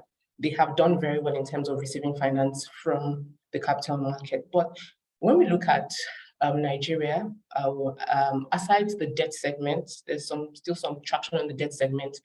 But if we look at the public equity markets, it doesn't appear to present a robust source of financing for fintechs and startups in Nigeria. So we just want to know, why do you think this is the case? And you can also, so that we can just maximize time in that your answer response, you can also tell us what steps the financial market infrastructure, such as the Nigerian Exchange Group PLC, are taking sort of cure this issue. What steps can we also take to channel more public equity capital into early stage and growing companies and startups in Nigeria? Thank you. Thank you very much. Let me just start by thanking the organizers for inviting the NGX. To the question, obviously there are macro and political considerations operating in the capital markets, which to a large extent will determine the capital formation available, both from domestic and institutional perspective, for these issuers to be able to raise capital. What we have seen, obviously, on the macro side, we've had a high interest rate environment for a very long time, and the major domestic institutional players have been allocating the bulk of their AUM, which is close to about $30 billion, mostly in debt instrument, federal government bonds to be precise. So that leaves very little or nothing for the equities issuers. And most of on the portfolio management side, we've seen a lot of withdrawals, more outflows than inflows because of FX-related issues. In the last 10 years, we've seen that 50-50 split between international investors and domestic investors fall to as low as 4% international and 96% domestic. And volume and value of trades have come off significantly as well. From a market that used to trade close to $250 million a day, we're down now to less than $10 million a day. So you can see that the liquidity is really not there for a lot of the corporates on the equity side. Now, to just create the sort of coloration that we have seen as well, so most of these fintechs that have received capital, I mean, Nigeria have also received significant funding in the last year or so. You will notice very quickly that they are all raising dollars as opposed to trying to raise naira. And that is also an element to consider. and a lot of them will rather go through the private market route because of obviously the stage of their business, as opposed to coming to the public market, where there's a lot more requirements in terms of governance, in terms of business continuity and all that regulation. They are not really caught up for that yet, so they rather just stay on that radar. So that also have contributed to the sort of the lack of the fintech to be able to raise capital. But what have we been doing to assist in this regard? I mean, we've done quite a lot. I mean, late last year, we got approval from the SEC, the apex regulator in our market, to sort of launch a tech board dedicated to fintechs, as well as big tech companies. What this does is completely removes the initial listing requirements on corporates on the NGX from an investor consideration perspective. So for the normal listings, you need to have 5-year track record, profits of 5 years. You need to have a whole lot more in terms of being around for a long time. But with the tech board, all that have been removed. So the consideration now is for the fintech. You just need to be in operation for 1 year to be able to access capital. You also have to have, you don't have to have 60 shareholders or more for fintech. You just need 2 shareholders. You just need a core shareholder to be able to come to the market, as well as in terms of the free float, you just need 5%. You don't need the regular 25% for the main board to be able to raise capital. So all this removal of restrictions to a large extent, it's all geared towards encouraging fintech companies to be able to access the capital market and raise capital. As a matter of fact, we're encouraging a lot of them now to come to the market. Now that they are not getting dollars from investors, they might as well start raising local currency.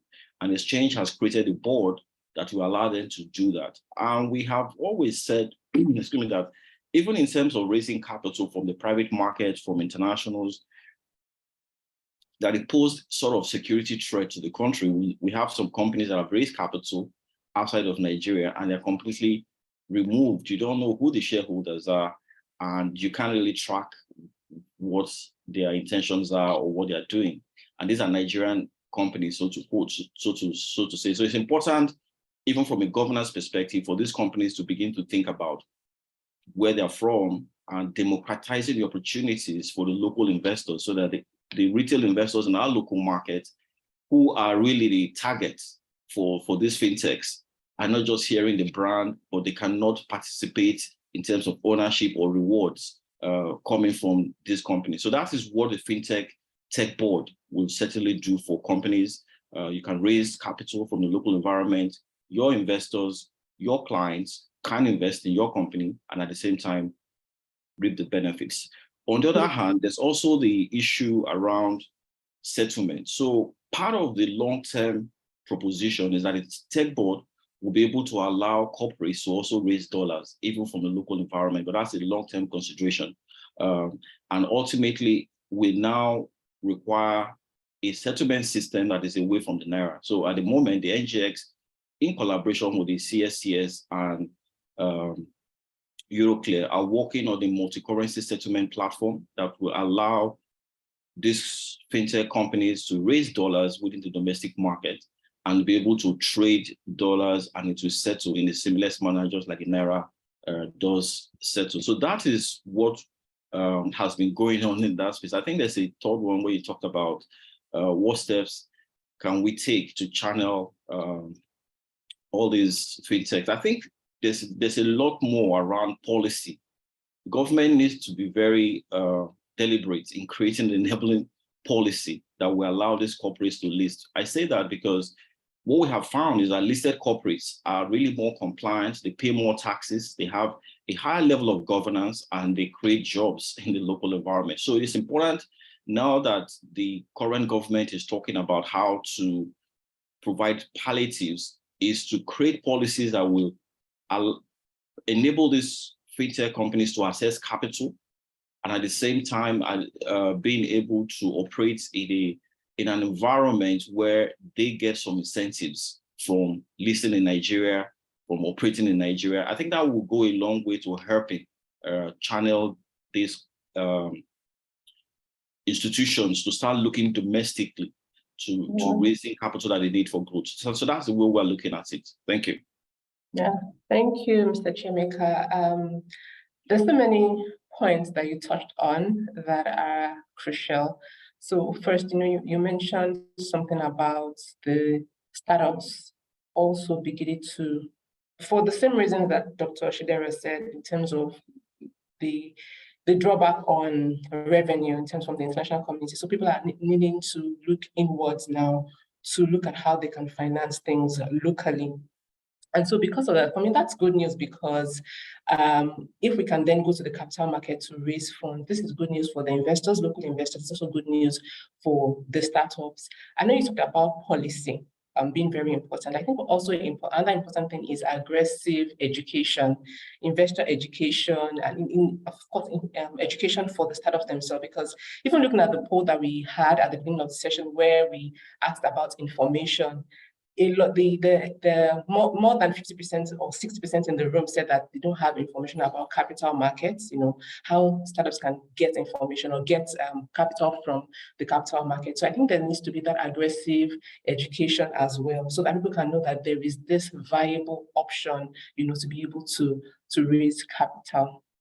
Okay, so thank you for that. I'll then move on to Dr. Solo, who is the advisory professional and routinely, advises fintechs and startups as a lawyer. So I'll just ask you, Dr. Solo, in terms of the capital raising journey or an investment journey of investors and startups themselves, what insights are you going to give to us in terms of the regulatory issues that affect fintechs and investors? And how do you think these issues can be addressed to ensure a level of cohesion by all the players? Is it the investor, the regulator, the fintechs? How can we enable or create a more enabling environment for our startups and investors in terms of capital raising? Thank you very much, Tony. Some of the points were touched on by Ms. Osemowo in the first session, so I won't spend too much time rehashing them. I'll just kind of emphasize some key points that I think are crucial. I think the first point to note is that it's not at all the case that the regulatory environment that concerns the fintech space in Nigeria is static. A lot has been happening. There's been lots of changes and updates to various laws, whether it be CAMA, whether it be BOFIA, whether it even be the ISA, with amendments, that are contained in the Business Facilitation Act. Nevertheless, there are some common challenges that we've seen in the work we do here at ANO, advising fintechs and startups over recent years. And in terms of how some of these things can be addressed, I'll touch on them very quickly. So I'll just make a couple of points. I think the first is licensing and registration. Mr. Adesomi alluded to some of these issues in the first session. I think fintechs often face a challenge when it comes to procuring and obtaining regulatory licenses, from long lead times to fragmented licensing regimes.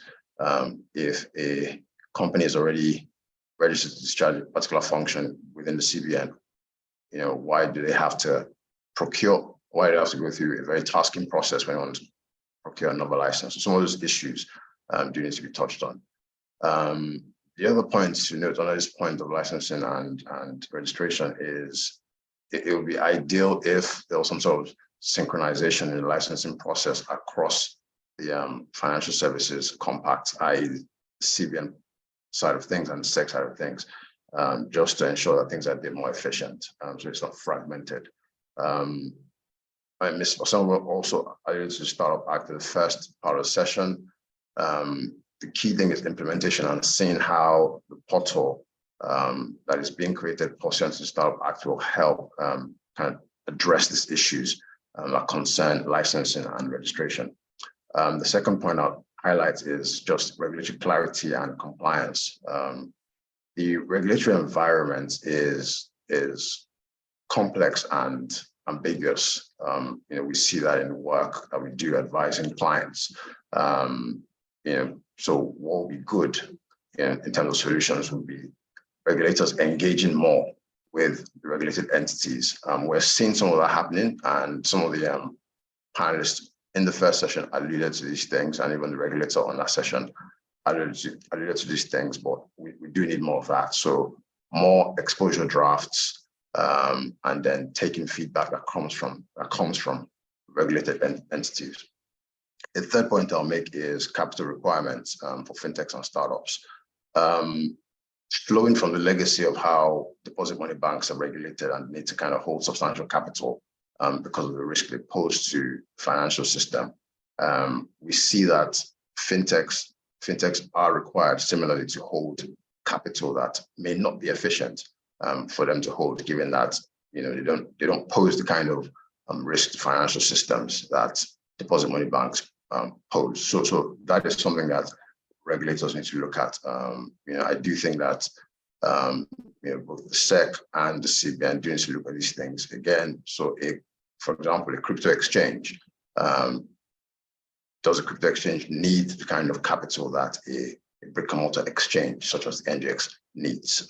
That is a point that kind of needs to be taken into cognizance by regulators. A fourth point that we've kind of seen in the work we do here at ANO is also something that was alluded to in the first session, and this is regulatory sandboxes. Yes, 2 or 3 have been created across the financial system. A point was made in the first session about more cohorts, and I would just kind of add my voice to that by saying that we need full operationalization of these regulatory sandboxes, and we need to see more activity in that respect. Another point I'll make is data privacy and cybersecurity. As it pertains to data privacy, we know that a new law has just been enacted to address this. So what we need to see over the long term now is implementation. As it pertains to cybersecurity, whilst we have industry standards, there's as of yet no law. So what we do need to see again is, then we kind of say we need to see collaboration fostered as between regulators and regulated entities, so it can ensure that they advance the imperative and objective of consumer protection. I think a final point I'll make is coordination and synchrony within the regulatory environment. We see, I think practitioners in the room would, and obviously lawyers and advisors would attest to the fact that there is, there's fragmentation, there's disconnect as it pertains to the regulatory environment. So oftentimes on the same subject, for example, we see different regulators saying different things. There's been divergence between the CBN on the one hand and the SEC as it pertains to cryptocurrency. We do need to see more synchrony in that respect. And interestingly, there is a body called the Financial Services Regulation Coordinating Committee, which was created pursuant to CBN Act, which is supposed to be a platform for financial services regulators to kind of coordinate and regulate the markets in a synchronized manner. We do need to see more activity in that respect when it comes to things like merger control, as it pertains to deposit money banks and other financial institutions, a lot of which are OFIs. We need clarity in that space. And the final point I'll just make is capacity building. There's a need for regulators and regulatees to essentially engage in more technical empowerment sessions, so that the regulators on the one hand can be more apprised of the work, the innovation that the regulated entities are driving, and similarly the regulatees can be properly apprised of the pertinence of the regulators' drive to advance consumer protection and investor protection. So those are some of the things, those are some of the issues, and I did outline some of the things I think we can do in the long term in the ecosystem to solve some of these issues. Thank you. Thank you, Dr. Sa. That was really comprehensive.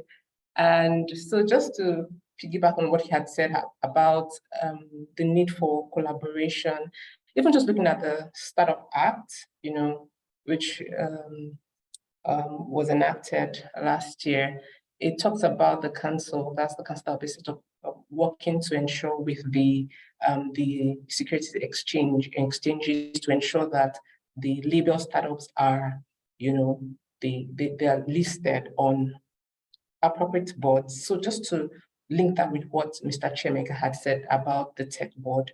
So you can see that there has to be that collaboration even between the council, that was set up by the Startup Act, and the different security exchanges that we have in Nigeria, so that there can be that true synergy, and they can actually stimulate growth in terms of capital raising for these startups.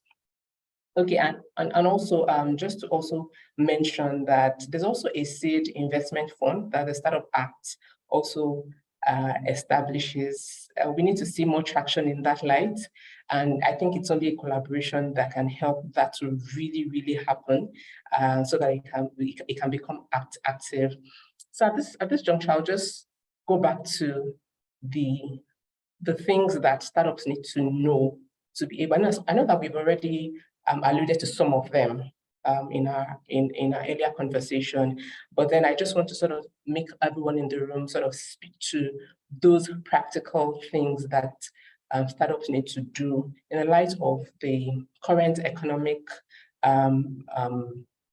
landscape or the markets that we have now in the startup ecosystem. What are the things that we really need to do? What are also the posture that startups and businesses need to have in terms of financing and growth? One that I know we've already said is the fact that you just need to be accountable to yourself at first in readiness for external financing. So I will start with Mr. Enyolorida, because I know you had mentioned the hacks. So I just probably just wanted to just speak to that now, in terms of maybe just one or two things that you think startups can do to position themselves rightly. And then I'll just go across the room.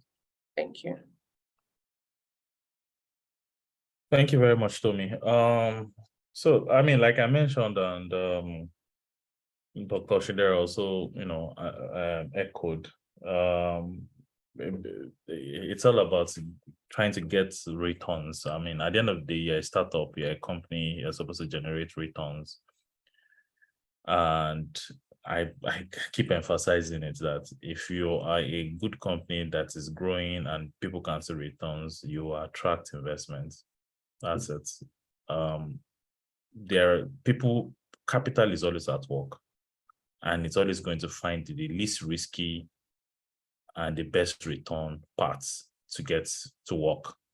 If that path becomes real estate, money will go to real estate. If that path becomes the central bank of the US Treasury hiking interest rates, it will go there. Money will just find its level. So you just want to ensure that you are one of those companies that people would rather want to put money in and get returns. And what it is prudent growth. And by prudent growth, I mean grow as fast as possible and grow in a sustainable manner. So it's not growth that is about promos and free things, and when the money, which is fueled by money, and when the money goes away, because at the end of the day, ultimately, people are investing to return money. But at the end of the day, after everybody has invested, there's somebody that is going to be left with a bag. And that person is going to be the person that has big money that is looking for fixed income. I don't know if you understand what I'm saying. After people have invested in your company and everybody has tried to flip, they're at different stages, everybody is trying to flip. But as you are getting up the ladder, you are getting to people who are looking for fixed income, essentially dividends. It might take you 10 years to get there. It might take you 20 years to get there, but it is inevitable that you are going to get there. People are not going to fund your growth forever. So what are all the things that you need to do? I think the first thing is to ensure that before you even enter the business, you get your unit economics right. You put in X, you must return X plus something or X times something, where that times something is not less than one. Like, you must ensure that what you return is more than what you put into the business. Yeah, thank you. Yeah, I know we don't have time, so yes, so we're pressed for time now. Thank you, Mr. Enyolorida. So going back to you, Dr. Shidera, I think I just ask a specific question in the slides. There are probably people in the room, people whose ideas are still going through the ideation process, and they're thinking, what value can I create? What sector can I look into? So what would be the sector that an investor will be looking to invest in this time and in this climb as well. So yeah, maybe two Well, times two of those in such a the hottest sector globally is artificial intelligence and generative AI, anything that uses artificial intelligence to create. People feel it's going to, well, rightly so in some ways, just make life easy in so many different jobs. I fear it's going to make many of our jobs go away. I type whole letters on AI these days. So yeah, I think apps, it's not just apps, startups that are focused in some way, plugging in to utilize AI are, you know, they will come to the front of the queue. I still think fintech itself is a very interesting space in that we haven't solved our problems, and in many ways, Africa is ahead of the world because we're having to be really creative on financial inclusion versus the rest of the developed world, which you can argue is even overbanked in some ways, apart from niche areas. So there are different sectors there. I mean, Money Point is a prime example of that are solving problems that get to a deep level in terms of financial inclusion. And you still need to do that on factoring, on, you know, providing, there's still no credit really pretty much for anyone, right? So there's still so many sectors that are of interest. We still don't have mortgages. Arguably, your interest rates need to come down, but these are all problems that need to be solved. So there's no shortage of problems to be solved in Africa, which means there will be many startups that are targeted at those different things. Embedded finance is a very interesting area, you know, using the data and information that is in the companies in a normal tech company to lend to the underlying members of that platform. You know, distribution and what they're doing with mom and pop SMB stores across the country. There have been quite a few startups which have grown to prominence recently. I think that trend will continue, lending to them, factoring, discounting their invoices. All of those sectors are very interesting. So there'll be lots of new unicorns and sunicorns within the whole gamut of fintech to come. Yeah. Thank you very much. So because we're pressed for time, I'm looking at the Q&A box and looking at the questions there, and I'll probably just put that into the conversation so that we can answer them as we round off. So there's a question here on blockchain policy, and it says that the person says, I'm really curious to know what the posture of the Nigerian government policy-wise towards the adoption and integration of blockchain policy and its products in facilitating payment services in the country. I don't know if, maybe I should just leave this open. Is there anyone who wants to attempt to answer this question? Well, I think I'll address this to Dr. Asolo. Maybe in terms of just speaking generally to those new and growing and evolving regulatory framework where you can't really maybe tell your clients that, okay, you can tell them that this is exactly what the law says, but in terms of how it applies to them practically, it might still be like a green area. So in those kind of situations, the blockchain policy is one of such. How do you think a startup should navigate that terrain? I think, thanks a lot for that question. Using the blockchain policy is just a proxy for how a startup should approach the general regulatory environment. The key thing is fundamentally, before you go into any area or activate a product or proposition, you do need to understand the regulatory environment. So that means that before you even start to raise funds or actually activate the product, conduct research, understand the relevant laws, understand who the applicable regulator is or are, and understand what licenses or permits you might need, and then engage accordingly. To drive this process, you do need capable advisors. The financial services sector is not a sector you go into to make mistakes. Mistakes can very, you can learn hard lessons. So, which means that you do need to engage capable advisors, particularly lawyers, engage capable counsel, where AI will do a lot of that in helping corporates and startups navigate the regulatory environment. But speaking to blockchain specifically, since you asked, it's a growing space within the Nigerian ecosystem, and the regulators are still grappling with it. Blockchain itself has many benefits. Things like some of the matters that I alluded to on the first panel: interoperability, safety. Some of those issues will be addressed by blockchain. There's not a lot to say. The SEC and the CBN are still looking at it to understand how it will work, and I do believe there's a policy that was issued by the federal government on this matter. But again, it's a growing space. Keep an eye on it. Thank you. Thank you, Dr. Solo. I see Dr. Timi Agama in the room. Dr. Timi Agama, could you put on your video? Yes, I cannot put up my video because I've been stopped not to be able to do so, but I guess you can hear me. Yes, we so can you cannot hear stop the video because the host has stopped you.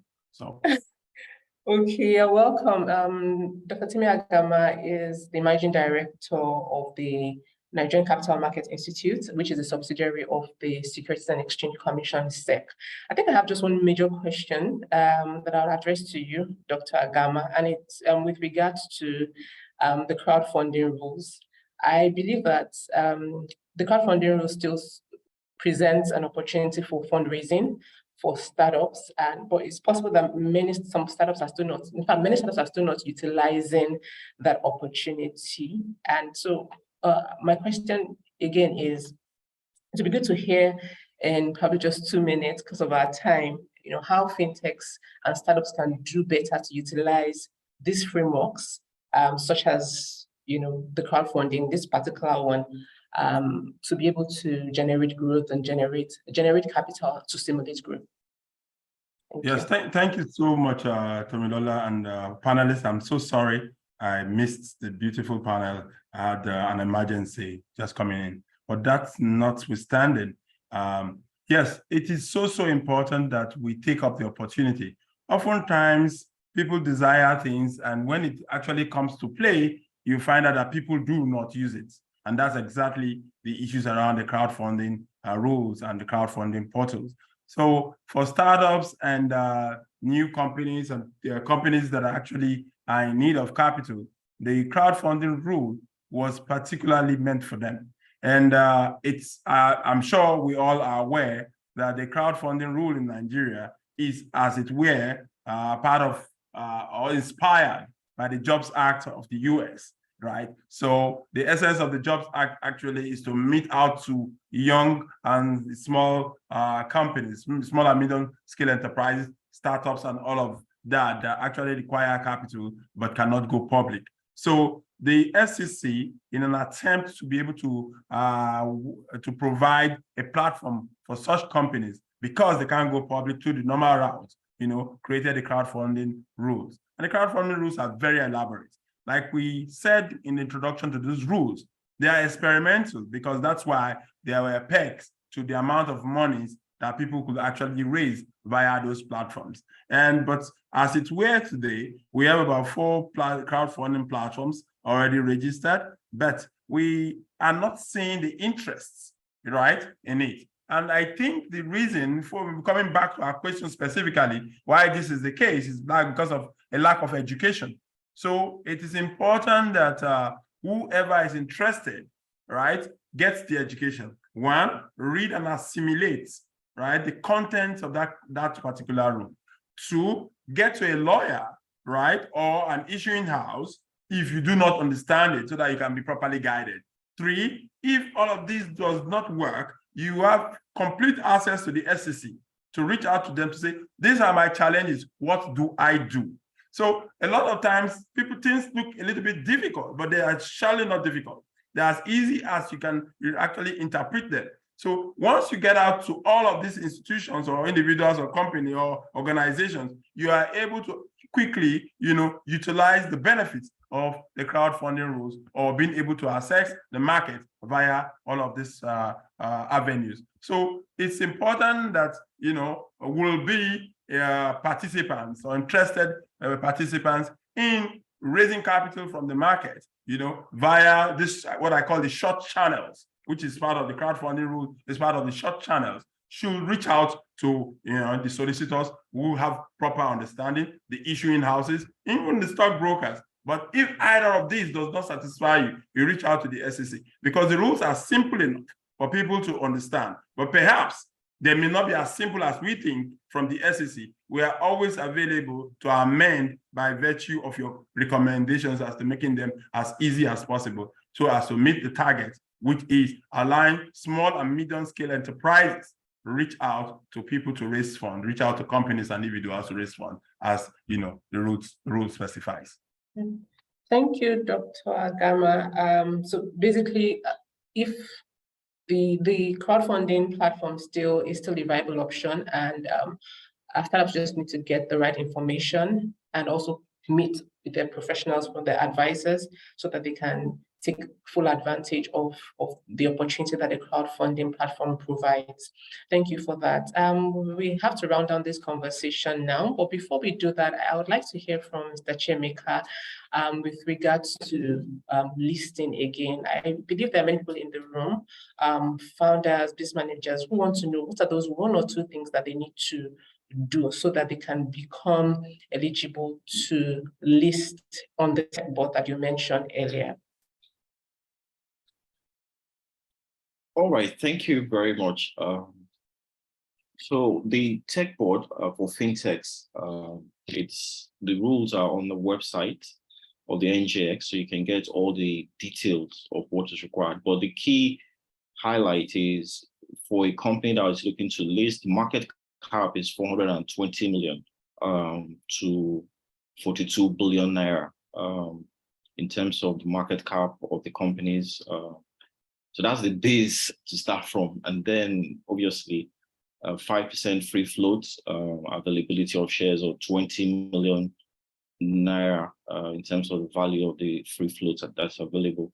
And then you have the shareholding structure, which is really one core shareholder and two shareholders. That's eligibility. In terms of level or duration of company, it's just a 12-month track record. Unlike the regular board, who are looking for the growth board 3 years, and for the main board like 5 years. But for the tech space, we do recognize the peculiarity of the structure. So 12-month operational base qualifies a company to approach the market for listing. But it's also important to touch base with a financial advisor, as they will guide you more appropriately in terms of the governance structure you need to have. And beyond that, the exchange does have an elite program, which really more is an incubation type of program, because it's not really about capital for these companies. There's a lot more. The benefits of listing on an exchange, the commitment to be listed on an exchange is completely different. You need to be able to, like the former doyen in the market used to say, is like undressing in public. So you have to be willing to go through that whole process. So that elite program prepares you in terms of what are the expectations, the pre-listing requirements, the post-listing requirements, and essentially allows you to decide whether you want to go that path. But in the long term, there's a private market initiative that the SEC is also looking at. The London Stock Exchange just recently launched a platform on a private market, because we have seen increasingly that companies, especially tech companies, will just rather raise capital from the private market. And that does not preclude investors, individual investors. So that's also a route that can take to the market. So in the long term, the private market, which will be technologically driven, is just a platform that will allow them to also raise capital. More importantly, also have access to secondary market liquidity of some sort in that space. So that's really the consideration for companies to be mindful of when thinking about raising capital from the public space. Thank you, Mr. Chiemeka.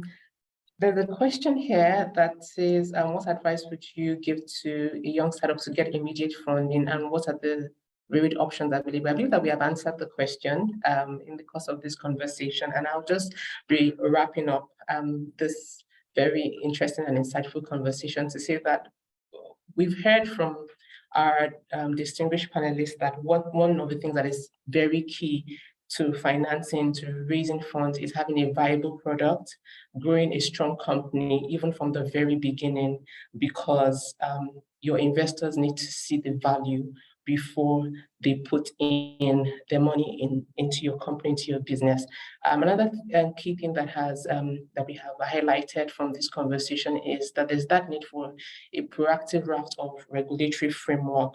We can't, startups and fintechs cannot raise finance in this in any environment, whether here in Nigeria or internationally, without having regulations, a good regulatory framework to support whatever they are doing, and to be able to raise have diverse funding options as well.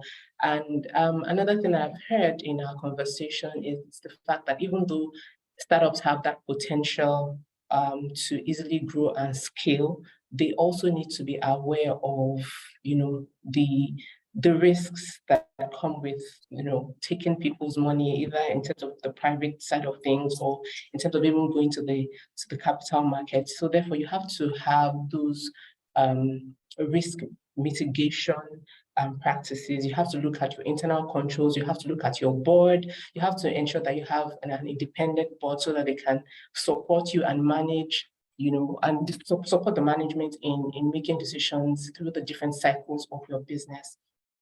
And I think this conversation is not going to end.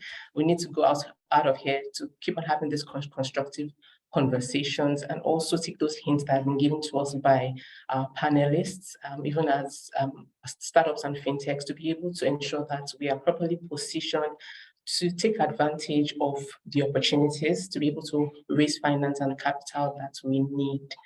At this juncture, I just want to say thank you to our distinguished panelists. We're really out of time, but again, thank you for taking time out this morning. We know that you could have spent your time somewhere else, but thank you so much for sharing your insights on this platform. And we also want to say thank you to our participants for sticking with us and joining the conversation this morning.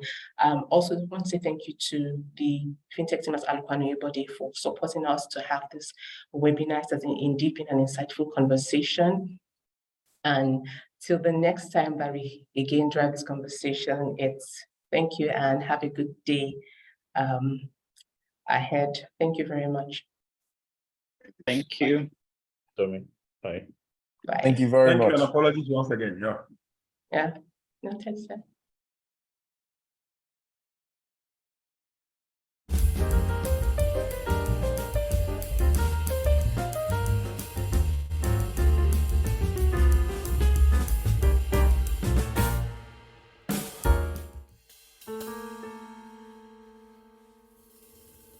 At Alukwano Body, we relentlessly pursue excellence, and we are unwavering in our commitment to providing our clients with unparalleled, practical legal solutions that meet their evolving needs. As a result, over the past 30 years, we have achieved several firsts, including advising on the first forward sale transaction in the oil and gas space in Nigeria, the first independent power project in Nigeria, the first commercial paper program under the FMDQ rules, the first dual listing on the Nigerian Stock Exchange, and on the dispute side, the first multi-million-dollar dispute arising from the first generation production sharing contracts in Nigeria. But our achievements go beyond boardrooms and courtrooms. We value diversity, equity, and inclusion, and this reflects in the equal male-to-female ratio in the partnership and across the firm. At Alukwano Body, our clients and our people are the heart of what we do. At Alukwano Body, we prioritize our clients' interests by providing advice that is innovative, practical, and sustainable. We continue to evolve to keep pace with developments in the global market for legal services. To this end, the firm recently joined the Africa Legal Network, an alliance of leading independent African law firms, and through this alliance, we have enhanced our Pan-African capabilities, deepening our ability to provide even more effective services to our clients by combining our extensive experience, keen understanding of a global business environment with continent-wide reach. At A&O, beyond providing excellent legal services to our clients, the firm prides itself in creating a healthy and enabling work environment for its employees. Employees are afforded with all the right opportunities, resources, and exposure to excel and build a thriving career. The quality and track record of the current staff and AO alumni speak evidently to this. At Alukwanuri Body, our value proposition is premised on our ability to hire and manage the right talents, providing them with the leverage to develop and thrive in an environment built on diversity and inclusion. I remember quite vividly my early days of joining Alukwanuri Body and how much I was in awe of the good people and culture. Since I joined Alukwanuri Body, I've had the pleasure of working with and learning from highly professional and pleasant colleagues. Alukwanuri Body is undoubtedly a great place to work. I particularly like the fact that it provides me with an enabling environment, which of course includes fantastic seniors and colleagues and all the resources I need to cultivate and showcase my talent, build my career, and thrive.